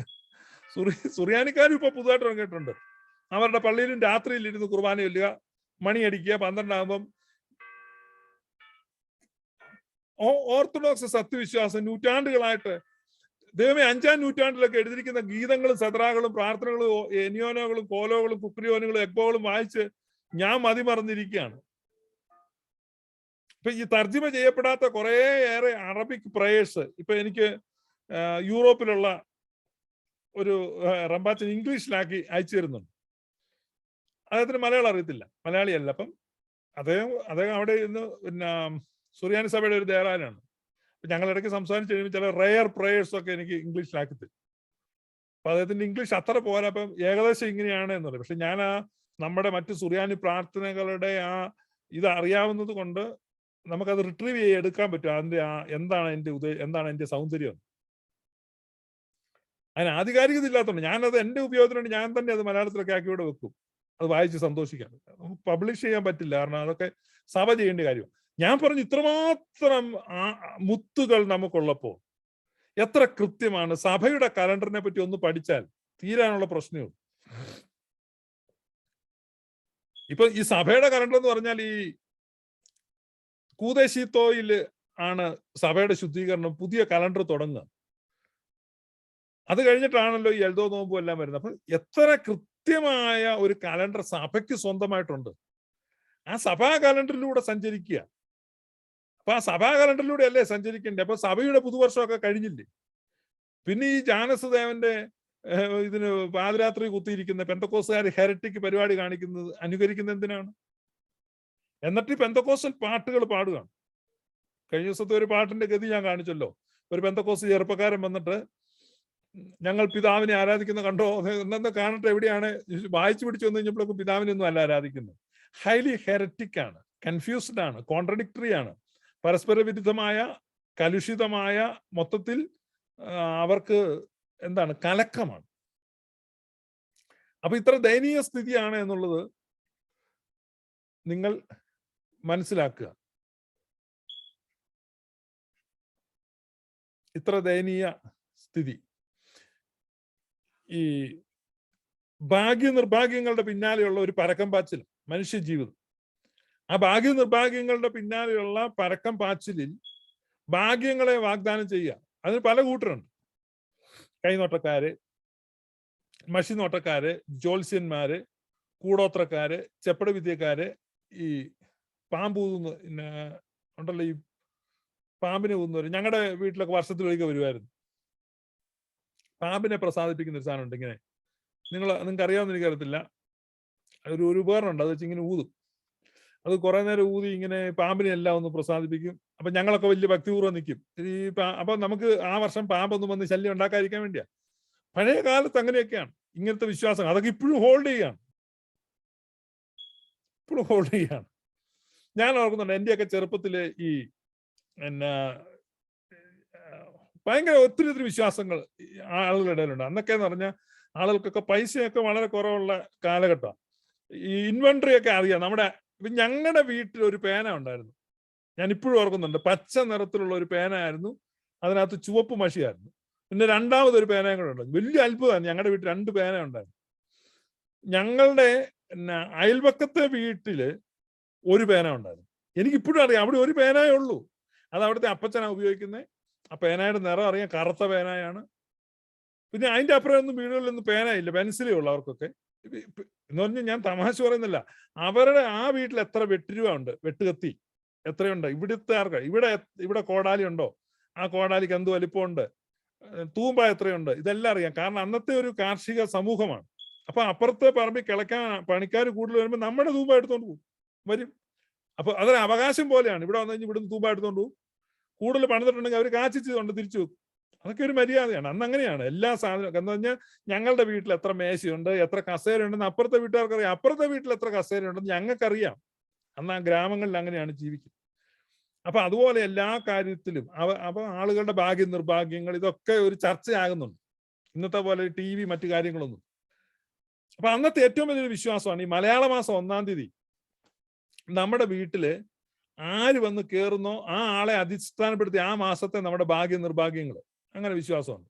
അതുപോലെ തന്നെ നമ്മൾ രാവിലെ ആദ്യം കണി കാണുന്ന ആരെയാണ്, ഇതൊക്കെ വലിയ കാര്യമാണ്. രാവിലെ എഴുന്നേറ്റ് ഉടനെ കണ്ടത് ആരെയാണ്, അന്നത്തെ ദിവസം പോക്ക് അത് വെച്ചാണ്. അപ്പൊ ഇന്ന് നല്ല ഒരാളെ കാണണം, ഇതൊക്കെ വലിയ കാര്യം. അപ്പൊ ഞങ്ങളുടെ വീട്ടില് അന്ന് ഈ പിന്നെ ഈ കരക്കമ്പികളുണ്ട്. ഇന്നടത്ത് ഇന്ന ആള് പിന്നെ 1-ാം തീയതി കയറിയ നാശമാണ്.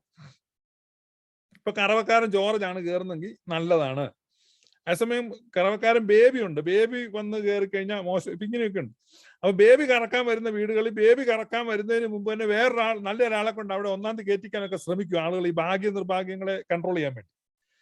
ഇപ്പൊ ഇതിന്റെ ഒരു പരിഷ്കൃത ഒരു പരിപാടിയാണ് ഈ പെന്റക്കോസ്റ്റിൽ നടക്കുന്നത്. അതിനെയാണ് ഇപ്പൊ സുറിയാനിക്കാർ അനുകരിക്കുന്നത്. അതാണ് ഞാൻ ഈ പറഞ്ഞു വരുന്നത്. നമ്മുടെ സത്യവിശ്വാസം എവിടെ നിൽക്കുന്നു? 21-ാം നൂറ്റാണ്ടിന്റെ ശാസ്ത്രീയ ബോധ്യങ്ങളോട് കിടപിടിക്കത്തക്ക നിലയിലുള്ള വിശ്വാസ സംഹിതയും ആരാധനാക്രമവും 5-ാം നൂറ്റാണ്ടിൽ ക്രമീകരിച്ചു തന്നിട്ടുള്ള പിതാക്കന്മാർ നമുക്കുണ്ട്. അത്ര മഹത്തായ പാരമ്പര്യമാണ്, അത്ര ശ്രേഷ്ഠമായ വിശ്വാസ അടിസ്ഥാനമാണ്, അത്ര ഔന്നത്യമുള്ള ആരാധനാക്രമമാണ് നമ്മുടെ. ഇതാ ഞാൻ ഈ പറഞ്ഞു വരാൻ ശ്രമിക്കുന്നത്. പറഞ്ഞു മനസ്സിലായി. അതായത് ഈ ഇത്രയും പുരാതനമായിട്ടും ഏറ്റവും ആധുനികമായിട്ട് നിലനിൽക്കുന്നത് അതിന്റെ മേലുള്ള ദൈവാത്മാവിന്റെ സ്പർശനമാണ്. ഇത് ഇവിടുത്തെ സുറിയാനിക്കാർക്ക് മനസ്സിലാവുന്നില്ല. ശ്രേഷ്ഠത. അപ്പൊ ഇങ്ങനെ ഈ ഞങ്ങളിങ്ങനെ ഇപ്പൊ പത്രക്കാരനുണ്ട്, പാലുകാരനുണ്ട്, കറവ. അപ്പൊ ഒരു ഞങ്ങളുടെ നാട്ടിൽ അവിടുത്തെ വീട്ടമ്മമാരുടെ എല്ലാം കയ്യിൽ ഇങ്ങനെ ഒരു ലിസ്റ്റ് ഉണ്ട്. അപ്പൊ ഇവരൊക്കെ പിന്നീട് സംസാരിക്കും, ഈ മാസം എങ്ങനെയുണ്ട്, ഈ മാസം. അപ്പൊ ഒരു ഗ്ലാസ് പൊട്ടി എന്ന് പറഞ്ഞാൽ നമ്മുടെ സാമ്പത്തിക നിലവാരത്തെ അന്ന് ബാധിക്കും. വീട്ടിൽ ഇപ്പൊ 5 അംഗങ്ങളുണ്ടെങ്കിൽ ഒരു 5 ഗ്ലാസ് കാണും, അല്ലെങ്കിൽ 6 ഗ്ലാസ് കാണും. അപ്പൊ അതിലൊരു ഗ്ലാസ്, സ്ഫടിക ഗ്ലാസ് നിലത്ത് വീണ് പൊട്ടി എന്ന് പറഞ്ഞാൽ വലിയ സംഭവം. അന്നൊന്നും സുലഭമായിട്ട് നാട്ടിൻപുറത്തൊന്നും ഗ്ലാസ് കിട്ടത്തില്ല. പിന്നെ പട്ടണത്തിലൊക്കെ പോകുമ്പോൾ ഒരു ഗ്ലാസ് മേടിക്കും സ്പെഷ്യലായിട്ട്, പൊട്ടിയ ഗ്ലാസിന് പകരം. അന്നൊക്കെ ഒത്തിരി ഡിസൈനിലുള്ള ഗ്ലാസ് ഇല്ല, ഒരേ ടിപ്പിക്കൽ ഡിസൈൻ. അപ്പൊ സെയിം ഡിസൈനിൽ തന്നെ ഗ്ലാസ് ഒക്കെ പോയി മേടിക്കാം. ഒരു ഗ്ലാസ് മേടിക്കുക, അല്ലെങ്കിൽ ഒരാൾക്കൊരു മുറിവുണ്ടായി മരുന്ന് ആശുപത്രി കൊണ്ടുപോകേണ്ടി വന്ന, അല്ലെ പനി വന്നു, ഇതൊക്കെ എക്സ്ട്രാ ചെലവുകളാണ്. അപ്പൊ ഇതിൽ നിന്നെല്ലാം നമ്മളെ സംരക്ഷിച്ച് നിർത്തുന്നത് ആ മാസം 1-ാം തീയതി കയറുന്ന നല്ല മനുഷ്യനാണ്. അങ്ങനെ ഇരിക്കെ ഞങ്ങളുടെ അടുത്തൊരു പിന്നെ മണ്ണാട് പള്ളിയിലെ കപ്പിയാരുണ്ട്. അപ്പൊ ഈ കപ്പിയാര് പിന്നെ പള്ളിയിലോട്ട് പോകുമ്പോൾ ചില ദിവസം പുള്ളിക്ക് ഇച്ചിരി ലേറ്റ് ആയെന്ന് തോന്നി കഴിഞ്ഞാൽ എന്ത് ചെയ്യും, ഞങ്ങളുടെ വീടിന് അന്ന് ഗേറ്റ് ഒന്നും ഇല്ല, തുറന്നാണ്. അപ്പൊ ഞങ്ങളുടെ പറമ്പിക്കൂടെ ഒന്ന് ക്രോസ് ചെയ്താൽ പെട്ടെന്ന് പള്ളിയിലോട്ട് ചാടാം. അപ്പൊ പുള്ളി ചിലപ്പോൾ ചില സമയത്ത് ഇങ്ങനെ വരുമ്പോഴേക്കും ഇങ്ങനെ ഇതുവഴി അങ്ങോട്ട് കയറി പള്ളിയിലോട്ട് പോകും, ലേറ്റ് ആയിക്കില്ല. അങ്ങനെയൊക്കെ മിക്കവാറും ഒരു മെയ് വഴിയെ വളഞ്ഞു നടന്നു പോകും. അപ്പൊ ഒരു പ്രാവശ്യം ഒരു മാസം നല്ല കാര്യം, വലിയ ഗ്ലാസ് ഒന്നും പൊട്ടിയില്ല, ആരുടെയും കാലും മുറിഞ്ഞില്ല, ആ മാസം കൊള്ളാം. അപ്പൊ എല്ലാവരും ഈ മാസം നമുക്ക് 1-ാം തീയതി കയറിയേ, കൊള്ളാമല്ലോ, ഈ മാസം വലിയ തരക്കേടില്ല പോവാ. അപ്പൊ അത് കണ്ടുപിടിച്ച ആരാണ്? നമ്മുടെ കപ്പിയാരച്ചാനാണ് കയറിയത്. കൊള്ളാമല്ലോ, നമ്മൾ വലിയൊരു യുറേക്ക എന്ന് പറഞ്ഞാൽ. അപ്പൊ പിറ്റേ മാസം 1-ാം തീയതി ഒക്കെ ആകുമ്പോഴേക്ക് അമ്മയ്ക്കൊക്കെ ആദ്യം അവസാനം എന്നെ വിളിച്ചോണ്ട് ഞാനൊന്ന് കൊച്ചു പയ്യാണ്, ഞാനും അമ്മയും കൂടെ എന്ത് ചെയ്യാണ്, കപ്പിയാരുടെ വീട്ടിൽ ചെന്നിട്ട് വളരെ ഭയഭക്തിയോടെ പറയാണ്, ഇങ്ങനെ അതുവഴി ഒന്ന് കയറുകയാണ് നല്ലതാണ് രാവിലെ പള്ളിയിൽ പോകുമ്പോൾ. അവർക്ക് സന്തോഷം, അതിനിപ്പോ എന്നെ ഞാനതുവഴി കയറി പൊക്കോളാം. കാരണം ഛേദമില്ലാത്ത ഉപകാരമല്ലേ. പുള്ളി രാവിലെ പള്ളിയിൽ പോകുന്ന വഴി നമ്മുടെ വിട്ടത്തൂടെ ഇങ്ങനെ. അപ്പം ഞങ്ങൾ പേടിച്ച് ആദ്യം പിടിച്ച് നിൽക്കുക. കാരണം കപ്പ്യാർ പോകുന്നതിന് മുമ്പ് വേറെ വല്ല കാലമാടിനും വന്നതുവഴി കയറിയാൽ നമ്മുടെ ഭാഗ്യം പോകത്തില്ല. അങ്ങനെ കപ്പ്യാർ ആ മാസം കയറി, ആ മാസവും വലിയ തിരക്കേടില്ല. അപ്പോഴേക്കും അവിടെ ഒരു ശ്രുതിയായി, കപ്പ്യാർ കയറി കഴിഞ്ഞാൽ നല്ലതാണ്. ഒരു ഗുഡ് ലിസ്റ്റ് പുള്ളി പേര് വെക്കുക. അങ്ങനത്തെ ഒരു കാലഘട്ടമാണ് ഞാൻ പറഞ്ഞത്. ഒരിക്കലേ ഒരു മാസം പിന്നെ ഞങ്ങളുടെ വീട്ടിൽ യാതൊരു പ്രശ്നമില്ല. ഒരു മാസം അതല്ല, അപ്രതീക്ഷിതമായിട്ട് ഇച്ചിരി സാമ്പത്തിക ലാഭങ്ങളൊക്കെ ഉണ്ടായി. 2 വാഴക്കല വിറ്റ് പൈസ കിട്ടുന്നു. ഒരാൾ അവിടെ കൊണ്ടൊരു ബാനർ കെട്ടി, അതിന് ഇച്ചിരി കാശ് കിട്ടി. എടാ ഇത് കുഴപ്പമില്ല, പ്രത്യേകിച്ച് ഗ്ലാസ് പൊട്ടിയില്ല, മുട്ട് പൊട്ടിയില്ല, പനി വന്നില്ല, ആ മാസം കൊള്ള. ഈ മാസം ആരുടെ 1-ാം തീയതി കയറി? അപ്പൊ ആലോചിച്ച് ആരാ കയറിയെന്ന് കണ്ടുപിടിക്കാൻ പറ്റുന്നില്ല. അങ്ങനെ ആലോചിച്ചിരുന്ന് കഴിഞ്ഞപ്പോഴേക്കും എന്റെ ചേട്ടൻ പറഞ്ഞു ഇവനാ കയറിയെന്ന് പറഞ്ഞു. ഞാൻ സംഭവം ശരിയാ. ഞാൻ അതിന്റെ ആ മാസം 1-ാം തീയതി തലേ ദിവസം വേറൊരാവശ്യം പ്രമാണിച്ച് ഞങ്ങളുടെ തറവാട്ടിൽ പോയി കിടന്നായിരുന്നു. തറവാട്ടിലായിരുന്നു ഞാൻ തലേ ദിവസം കിടന്നത്. രാവിലെ ഞാൻ അവിടെ നിന്ന് എഴുന്നേറ്റ് വീട്ടിൽ വന്നു. പക്ഷെ അന്ന് ഞങ്ങളുടെ വീട്ടിൽ വന്ന് ആദ്യം കയറുന്നത് ഞാൻ. അപ്പോഴേക്കും ഞങ്ങൾ ഈ 1-ാം തീയതി കയറുന്ന കാര്യത്തിൽ സ്വയം പര്യാപ്തത കൈവരിച്ചു. കാരണം ഇനി പുറത്തുനിന്ന് ആരും പ്രതീക്ഷിക്കേണ്ട, ഞാൻ തന്നെ കയറിയാൽ മതിയല്ലോ. അത് പിന്നെ എല്ലാ മാസവും മലയാള മാസം 1-ാം തീയതി തലേദിവസം ഞാൻ ഞങ്ങളുടെ തറവാട് വീട്ടിൽ പോയി കിടക്കുകയാണ്. കിടന്നിട്ട് രാവിലെ അവിടെ നിന്ന് എഴുന്നേറ്റ് ഞങ്ങളുടെ വീട്ടിലേക്ക് ഭാഗ്യം കൊണ്ടുവരികയാണ്. അപ്പൊ ഞാൻ അവിടെ നിന്ന് എഴുന്നേറ്റ് ഇങ്ങോട്ട് വരുന്ന കണ്ടപ്പം നാട്ടുകാർ പലർക്കും സംശയം, ഇതെന്തിനാ ഈ രാവിലെ ഇങ്ങനെ പോകുന്നു. അപ്പോഴേക്കും ന്യൂസ് വരുന്നത് ഈ പുള്ളി കയറി. അപ്പം ഞാൻ വരുന്ന റൂട്ടിലുള്ള ചില വീട്ടുകാർക്കൂടെ അവിടെയും കൂടെ ഒന്ന് കയറിയിട്ടിങ്ങോട്ട് പോരണമെന്നുള്ളൊരു താല്പര്യം വന്നു. അങ്ങനെ ഞാൻ ചില വീടുകളിൽ കയറി അവരെ കൂടെ എന്ത് ചെയ്യും, അവരുടെയും കൂടെ ഒരു ഭാഗ്യത്തിന്റെ കാരണമാകാൻ ഒക്കെ ചെയ്തിട്ട് ഇങ്ങനെ പോകുന്ന അങ്ങനെ കുറെ നാളുണ്ടായിരുന്നു. പിന്നെ ആ വിശ്വാസത്തിൽ നിന്നൊക്കെ മാറി കുറെ കാലം കഴിഞ്ഞ് ഇത് ഞാൻ പറഞ്ഞു വന്നത് ഇത് ഇങ്ങനത്തെയൊക്കെയുള്ള വിശ്വാസമാണ്. ഇതൊക്കെ കഴിഞ്ഞിട്ട് ഞാൻ പെന്തക്കോസ്ത് വന്നപ്പോൾ ഇതിനോട് കടപിടിക്കുന്ന സംഗതികൾ അവിടെ നടന്നുകൊണ്ട് സത്യവിശ്വാസവുമായിട്ട് ബന്ധമില്ല. ഈ രാത്രി 12 മണിയാകുമ്പോൾ കൂവുക, കാറുക, 3 ഹല്ലേലൂയ. ഒരിക്കലും ഞാനൊരു സഭയിൽ പാതിരാ പരിപാടിക്ക് പോയിരുന്നപ്പോഴേക്കും അവിടുത്തെ പാസ്റ്റർ പറഞ്ഞു 11:58 ഒക്കെ ആകുമ്പോഴേക്കും മൊത്തം ലൈറ്റ് നിർത്തും, ലൈറ്റ് ഇടുമ്പോഴേക്കും എല്ലാവരും ഒരു സ്റ്റെപ്പ് മുന്നോട്ട് വെക്കണം എന്ന് പറഞ്ഞാൽ നമുക്ക് മുന്നോട്ട് കുതിക്കുന്നു. എന്തൊരു കാര്യമാണ്! ഇങ്ങനെ വല്ലതും കോപ്പിരാട്ടി കാണിക്കേണ്ട കാര്യമുണ്ട്? നമുക്ക് വ്യക്തമായിട്ട് ദൈവാത്മ നിയോഗിതരായിരിക്കുന്ന പിതാക്കന്മാരാൽ വിരചിതമായിരിക്കുന്ന ഗീതങ്ങളും പ്രാർത്ഥനകളും എല്ലാ ക്രമങ്ങളും ഉണ്ട്. എത്ര ശ്രേഷ്ഠമായിട്ടുണ്ട്! ഇതൊക്കെ കളഞ്ഞിട്ട് പോയി ഈ കോപ്പിരാട്ടിക്കെല്ലാം കൂട്ടുനിന്നു. എന്നിട്ട് ഭയങ്കര തമാശ. അപ്പൊ ഈ പാസ്റ്റർ പറഞ്ഞു ലൈറ്റ് നിർത്തൂ, എന്നിട്ട് ഇങ്ങനെ ഒരു സ്റ്റെപ്പ് എല്ലാവരുടെ ഇങ്ങനെ മുന്നോട്ട് വെക്കണം കുതിക്കുന്നതായിട്ട്. അപ്പോഴേക്കും ലൈറ്റ് കത്തിക്കും. ഭയങ്കര. അപ്പൊ എല്ലാവരും ഹല്ലേലൂയ അന്യഭാഷകളെല്ലാം കാറിക്കോണം. ഡ്രമ്മുള്ള ചെറുക്കൻ ഡ്രം അടിച്ചു പൊട്ടിക്കുക, വലിയ ബഹളമാണ്. ഈ അങ്ങ് ബഹളം മൂത്ത് ഇങ്ങനെ ഇങ്ങനെ കൊട്ടിക്കൊണ്ടിരിക്കും. അപ്പൊ ലൈറ്റ് നിർത്തി ഒരു സ്റ്റെപ്പ്. അപ്പം വേറൊരാൾ ഈ ബൈബിളെ ചവിട്ടാതിരിക്കാൻ വേണ്ടി ആ ബൈബിള് മാറ്റി വെച്ചു. ഒരപ്പച്ചൻ ഒരു സ്റ്റെപ്പിന് വരെ 2 സ്റ്റെപ്പ് മുന്നോട്ട് വെക്കും. പിന്നെ തട്ടിമറിഞ്ഞ് ആ അപ്പച്ചൻ എല്ലാം താഴെ വീണു. ലൈറ്റ് ഇട്ട് കഴിഞ്ഞപ്പോഴേക്കും അപ്പച്ചൻ കൈ ഒടിഞ്ഞ് കിടപ്പുണ്ട്, ആകപ്പാടെ പെരളിയായിപ്പോയി. അപ്പൊ ഇത്തരത്തിലുള്ള ഊളത്തരം, ഞാൻ ആ വാക്ക് ഉപയോഗിക്കുക, കാരണം അതൊരു പാർലമെന്ററി വാക്കല്ലെന്ന് എനിക്കറിയാം. പക്ഷെ എനിക്ക് ഇവന്മാരെ കണ്ടു കഴിയുമ്പോൾ ആ വാക്കേ വരുന്നുള്ളൂ. ഊളത്തരം കാണിക്കുന്ന ഒരു കൂട്ടരായി മാറും. അപ്പൊ അതിനകത്ത് പോയി ഈ ജ്ഞാനികൾ എന്ന് പറഞ്ഞുകൊണ്ട് സ്വയം മൂഢന്മാരായിപ്പോയി, അതപ്പതിച്ചു പോയി. എന്ന് പറഞ്ഞാൽ ഇത്രയേറെ അന്ധവിശ്വാസങ്ങളും ഇത്രയേറെ അനാചാരങ്ങളും ഈ തരത്തിലുള്ള ദൗർഭാഗ്യങ്ങളുടെ പിന്നാലെയുള്ള പരക്കം പാച്ചിലിൽ എന്ത് ചെയ്യാണ് ഈ ഇരിക്കുന്ന ഈ മഷിനോട്ടക്കാരനെ പോലെയും ഈ കൂടോത്രക്കാരനെ പോലെയും ഈ ജോത്സ്യനെ പോലെയും ഇപ്പുറത്ത് കുറെ പാസ്റ്റർമാരും അവരുടെ ചെറിയ ക്ലബ്ബുകളും ഇരിപ്പുണ്ട്. അത് എല്ലാ മനുഷ്യരെയും ആകർഷിക്കുന്നു. ഇതും ദൈവവിശ്വാസമായിട്ട് ബന്ധമൊന്നുമില്ല. ഇപ്പൊ കഴിഞ്ഞ ദിവസം വന്ന് സംസാരിച്ച അജു ജോൺ ഒരു ചെറുപ്പക്കാരനാണ്, വിദ്യാഭ്യാസമുള്ള ആളാണ്. അദ്ദേഹം ഇരുന്ന് പറയുന്ന കഥകൾ കഴിഞ്ഞ ദിവസം ക്ലബ് ഹൗസിൽ വന്നിരുന്ന് പറഞ്ഞ ഇത്തരത്തിലുള്ള കാര്യങ്ങളാണ്. ഇത്തരത്തിൽ ജീവിതത്തിൽ നടന്ന ചെറിയ ചെറിയ നേട്ടങ്ങൾ, ചെറിയ ചെറിയ സൗഭാഗ്യങ്ങൾ, പുറത്തെ പരുമാറിയത്, മിറാക്കുലസ് ഹീലിംഗ്, പിന്നെ ഗ്യാസ് ഊറ്റിയിൽ ഗ്യാസ് നിറഞ്ഞു വന്നു, ഗ്യാസ് ഊറ്റി ചെരിഞ്ഞു കിടക്കായിരുന്നു, നിവർത്തി വെച്ചപ്പോ കത്തി അദ്ദേഹം തന്നെ പറയുന്നുണ്ട്. ഇതൊക്കെ അത്ഭുതമായിട്ട് ഇവർക്കങ്ങ് തോന്നുകയാണ്. ചെരിഞ്ഞു കിടന്ന ഗ്യാസ് ഊറ്റി നേരെ വെച്ചപ്പോ ഗ്യാസ് ശരിക്കും വന്നു. വളരെ വ്യക്തമല്ല. പ്രാർത്ഥിക്കുന്നതിന് മുമ്പല്ല, പ്രാർത്ഥിച്ചിട്ട് ഞങ്ങൾ എന്ത് ചെയ്തു, ഞാനും ഭാര്യ ഞങ്ങൾ ഗ്യാസ് ഊറ്റി നേരെ വെച്ചത്. ഗ്യാസ് ഊറ്റി നേരെ വെച്ചപ്പോ അത് കത്തി. അപ്പം ഈ അജു എന്ന് പറയുന്ന ആ ചെറുപ്പക്കാരൻ പറഞ്ഞ ഒരു തമാശയിലേക്ക് ഒന്ന് പ്രൈസിംഗ് ഗോഡ്, ഫാദർ ഗോഡ്, ഞാൻ അതിലേക്ക് പിന്നെ നിങ്ങളുടെ ശ്രദ്ധയെ തിരിക്കുകയാണ്. അദ്ദേഹം പറഞ്ഞ മറ്റൊരു കാര്യം, അദ്ദേഹം ഇത് കണ്ടോ,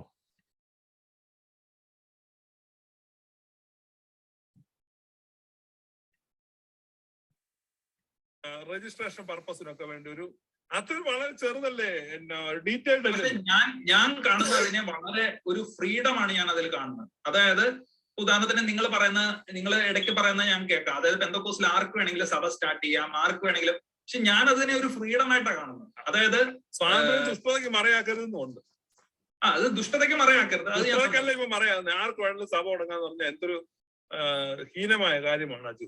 അങ്ങനല്ല, നോർത്ത് ഇന്ത്യയിലൊക്കെ എന്താ ഒരു പ്രത്യേകിച്ച് ഇപ്പോൾ സുവിശേഷത്തിനൊക്കെ എതിർപ്പ് കൂടുന്ന സമയത്ത് വ്യവസ്ഥാപിതമല്ലാതെ ചർച്ചുകളിലും ഹോം ചർച്ചുകളിലും ഞാൻ പറഞ്ഞു, ഇപ്പം ആർക്ക് വേണമെങ്കിലും വില്ലേജ് ഓഫീസ് തുടങ്ങാവുന്ന ഒരു നിയമമാണ്. ആ രാജ്യം അങ്ങനെ നിലനിൽക്കും. വേറൊരു ലോജിക് കൂടെ പറയാം. ഇപ്പം യൂണിറ്റേറിയൻസ് ഉണ്ട്, ട്രിനിറ്റേറിയൻസ് ഉണ്ട്.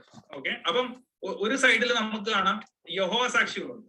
യഹോവ സാക്ഷികൾ ചിന്തിക്കുന്നത് പിതാവ് മാത്രം ദൈവം, വണ്ണസുകാർ ചിന്തിക്കുന്നത് പുത്രൻ മാത്രം ദൈവം. ഇവർക്ക് രണ്ടുപേർക്കും അവരുടെ സ്റ്റാൻഡിനെ സാധൂകരിക്കാനുള്ള വാക്യങ്ങളുണ്ട്. അങ്ങനെയാണെങ്കിൽ ബോത്ത് ആർ കറക്റ്റ്. പിതാവും ദൈവമാണ്, പുത്രനും അപ്പൊ അതാണ് കൂടുതൽ ലോജിക്കൽ. ഇതാ പെന്തക്കോസ്തിലെ കൺഫ്യൂഷൻ ഞാൻ പറഞ്ഞു. കാരണം എന്താ കൺഫ്യൂഷൻ? അതും ശരിയാണ്, ഇതും ശരിയാണ്, പിന്നെ മൂന്നാമതെണ്ണം വന്നാൽ അതും ശരിയാകാം. അല്ല, പിതാവും ദൈവമാണ്, പുത്രനും ദൈവമാണ്. അപ്പൊ നമ്മൾ പറഞ്ഞ കാര്യത്തിനുള്ള വ്യക്തതയില്ല എന്നുള്ളത്. പക്ഷെ അതില് വ്യക്തത എന്ന് പറയുമ്പോഴത്തേക്കും ഇത് we are being led by the spirit. നിങ്ങൾ കേട്ടോ, നിങ്ങൾ ആ ചർച്ച കാണണം. അതിന്റെ ആ തുടക്കത്തിൽ അതിശക്തമായിട്ട് വണ്ണസിനെതിരായിട്ട് പറയാണ്. ഈ പറഞ്ഞ അജു ജോൺ പറയാണ്, ഞങ്ങൾ അസംബ്ലീസ് ഓഫ് ഗോഡിൽ നിന്ന് പിരിഞ്ഞു പോയവരാണ് വണ്ണസുകാർ, ഞങ്ങൾ അവരെ ബഹിഷ്കരിച്ചു, അവന്മാരുമായിട്ട് ഒരു കാര്യം പറ്റത്തില്ല, നമ്മളൊക്കെ ട്രിനിറ്റേറിയൻസ് അല്ലേ, അവർ വണ്ണസുകാരാണ്, യേശു മാത്രമാണ് അവർക്ക് ദൈവം.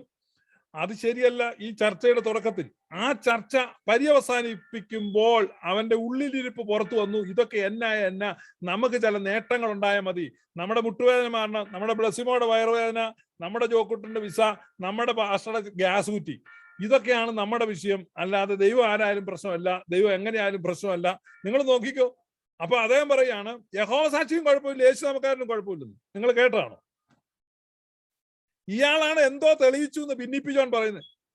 ബിന്നിപ്പി ജോൺ ഈ പുള്ളിക്ക് ഫുൾ മാർക്കാ കൊടുത്തത്, 100 മാർക്ക്. എന്നെ വിളിച്ചു പറയും ഭയങ്കരമായിപ്പോയി അജു ജോൺ തെളിയിച്ചെന്ന്. എനിക്ക് മനസ്സിലാകുന്നില്ല. ഇവര് രണ്ടും പണ്ട് എറണാകുളത്ത് ക്രിക്കറ്റ് കളിച്ച് നടന്ന രണ്ട് ബന്ധത്തിലാണ് പുള്ളി ഇരുന്ന് പറയുന്നത്.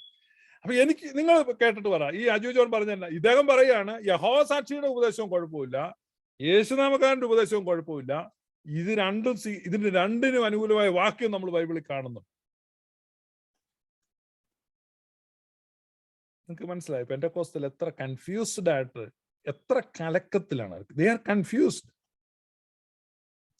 ഇത്രയേറെ കൺഫ്യൂസ്ഡ് ആയിട്ട് വേറെ ഒരു കൂട്ടരെ ഞാൻ കണ്ടിട്ടില്ല. ഞാൻ പറഞ്ഞല്ലോ, ആ പയ്യൻ ആ ചെറിയൊരു തൊപ്പി വെച്ച് നല്ല ഷർട്ട് നിക്കറും ഒക്കെ ഇട്ട് ചെറിയൊരു സൈക്കിളിൽ ആ വലിയ മാർബിൾ വിരിച്ച മുറ്റത്തൂടെ സൈക്കിളിൽ ഓട്ടുമ്പോൾ അവനോട് ചോദിക്കാം, മോനെ നിന്റെ അപ്പനാരാന്ന് ചോദിക്കുമ്പോ അവനാ അകത്തെ നിന്ന് അമ്മയോട് ചോദിക്കുമ്പോൾ നിന്നോട് ആരാണ് അനാവശ്യ ചോദ്യങ്ങളൊക്കെ ചോദിക്കാൻ പറഞ്ഞ്, നിനക്ക് വേണമെന്ന ഒരു കേക്ക് ഇതൂടെ തിന്നു. പക്ഷെ ആ വഴിയരി കിടക്കുന്ന പയ്യന് കേക്കൊന്നുമില്ല. പക്ഷെ അവനോട് ചോദിച്ചാൽ അവൻ അറിയാം, അണ്ടാ നിന്ന് ആ മെറ്റിൽ പൊട്ടിക്കുന്ന ആളാ എൻ്റെ അപ്പൻ. കറക്റ്റ്.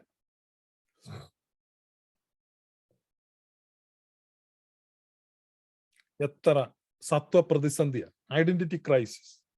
പെന്തക്കോസ്തിൽ പെട്ടിരിക്കുന്ന പ്രിയപ്പെട്ടവരെ, സത്യസഭയുടെ ഉപദേശം വ്യക്തമായി നിർവചിക്കപ്പെട്ടതാണ്. ആ നിർവചിക്കപ്പെട്ട ഉപദേശത്തിലാണ് ആരാധന, നിത്യാരാധനയാണ്, ഇറ്റേണൽ വർഷിപ്പിലാണ് നമ്മൾ ജോയ് ചെയ്യുന്നത്. പിതാവിനും പുത്രനും പരിശുദ്ധ റൂഹായിക്കും സ്തുതി. അപ്പൊ ആദ്യം മുതൽ ഇന്ന് വന്നേക്കും തന്നെ ആമേൻ. Now and for ever and ever more. ആ ഇറ്റേണൽ വർഷിപ്പിൽ ജോയിൻ ചെയ്യുക. അല്ലാതെ നമ്മളിപ്പോ അത് പിതാവിനെ വർഷിപ്പ് ചെയ്ത് തന്നെ, പുത്രനെ വർഷിപ്പ് ചെയ്ത്, യഹോവയെ വർഷിപ്പ് ചെയ്ത് തന്നെ, ഏലിയാവിന്റെ ദൈവമാണ് നമ്മുടെ ദൈവം, ഇങ്ങനെയൊക്കെയുള്ള വിശ്വാസങ്ങളുമായിട്ട് ഈ പറഞ്ഞ ഈ ചെറുകിട തട്ട് എന്നാ പറയുന്നേ ഉണ്ടല്ലോ, ചെറുകിട തരികിട പരിപാടികളുമായിട്ട്, ഇതിനൊക്കെ നല്ലത് മലദൈവങ്ങൾ അല്ലെങ്കിൽ ആദിവാസികളുടെ ദൈവങ്ങൾ, അവരൊക്കെ തന്നെയാണ് നല്ലത്. മലംകുട്ടിച്ചാത്തൻ, കാരണം അതിന് പോലും നിർവചിക്കപ്പെട്ട ഒരു രൂപമുണ്ട്. അവർക്കൊരൊറ്റ ദൈവമല്ല, അവർക്കറിയാം അവരുടെ ദൈവം ഏതാ. ആ പനമ്പോട്ടയുടെ സൈഡിൽ ആ ബ്ലഡ് അടിച്ചു വെച്ചിരിക്കുന്ന അവിടെയാണ്, അതാണ് ദൈവം. പെന്തക്കോസ്തുകാരെ, നിങ്ങളെക്കാൾ ഭേദമാണ് നിങ്ങൾ പരിഹസിക്കുന്ന ഈ ബാർബേറിയൻസ് എന്നും അപരിഷ്കൃതരെന്നും ആദിവാസികളെന്നും ഒക്കെ നിങ്ങൾ വിളിക്കുന്നത്. കാരണം അവർക്ക് പോലും വ്യക്തമായിട്ട് അവരുടെ ദൈവമാരാണെന്നറിയാം. നിങ്ങൾക്കത് അറിയില്ല എന്ന് പറഞ്ഞാൽ ഇത്രയും ദയനീയമായ ഒരു സ്ഥിതി ലോകത്താർക്കും വരാനില്ല. അതുകൊണ്ട് നിങ്ങൾ സ്വയം ആരായുക, നിങ്ങളുടെ പാസ്റ്റർമാരുടെ ആരായുക. ഹെറോദ രാജാവ് പറഞ്ഞല്ലേ, കണ്ടെത്തിയാൽ ഞങ്ങളെ കൂടി അറിയിക്കുക, ഞങ്ങളും കാണട്ടെ, ഞങ്ങളും അറിയട്ടെ നിങ്ങളുടെ ദൈവമാരാണെന്ന്. ഈ ചലഞ്ച് തുടരുകയാണ്. സ്വാഭിമാൻ ചലഞ്ച് ജനുവരി 10 വരെ ഉണ്ടായിരിക്കും. നിങ്ങൾക്ക് അഭിമാനബോധമുള്ളവർ, സത്വബോധമുള്ളവർ, അവബോധമുള്ളവർ നിങ്ങൾക്ക് വരാം, നിങ്ങൾക്ക് പറയാം നിങ്ങളുടെ ദൈവമാരാണെന്ന്. കേൾക്കാൻ ഞങ്ങൾ തയ്യാറാണ്. അപ്പോ ഈ എന്തായാലും കുഴപ്പമില്ല, എങ്ങനെയായാലും കുഴപ്പമില്ല. ഇപ്പം അജു ജോൺ പറഞ്ഞ കേട്ടോ, അതിപ്പോ വണ്ണസ് ആയാലും എന്താ കുഴപ്പം? അതിപ്പോ യഹോവസാക്ഷി ആയാലും എന്താ കുഴപ്പം? ഒരു കുഴപ്പമില്ല, ഒരു കുഴപ്പമില്ല. ദീപസ്തംഭം മഹാശ്ചര്യം, നമുക്കും കിട്ടണം പണം എന്നുള്ള ഒരു നിലവാരത്തിൽ പോയിക്കൊണ്ടിരിക്കുന്നു. ഇത്രയേറെ അധപ്പതിച്ച ദുഷിച്ച ഒരു വിഭാഗത്തിലാണ് നിങ്ങൾ ഉൾപ്പെട്ടിരിക്കുന്നതെന്ന് തിരിച്ചറിഞ്ഞ് അവിടെ നിന്ന് നിങ്ങൾ നിങ്ങളെ തന്നെ രക്ഷിക്കുക. അതിന് ദൈവത്തിന്റെ കൃപയും അനുഗ്രഹങ്ങളും നിങ്ങൾക്കുണ്ടാകട്ടെ എന്ന് ഞാൻ ആഗ്രഹിക്കുന്നു, ആശംസിക്കുന്നു. May God bless you. Thank you.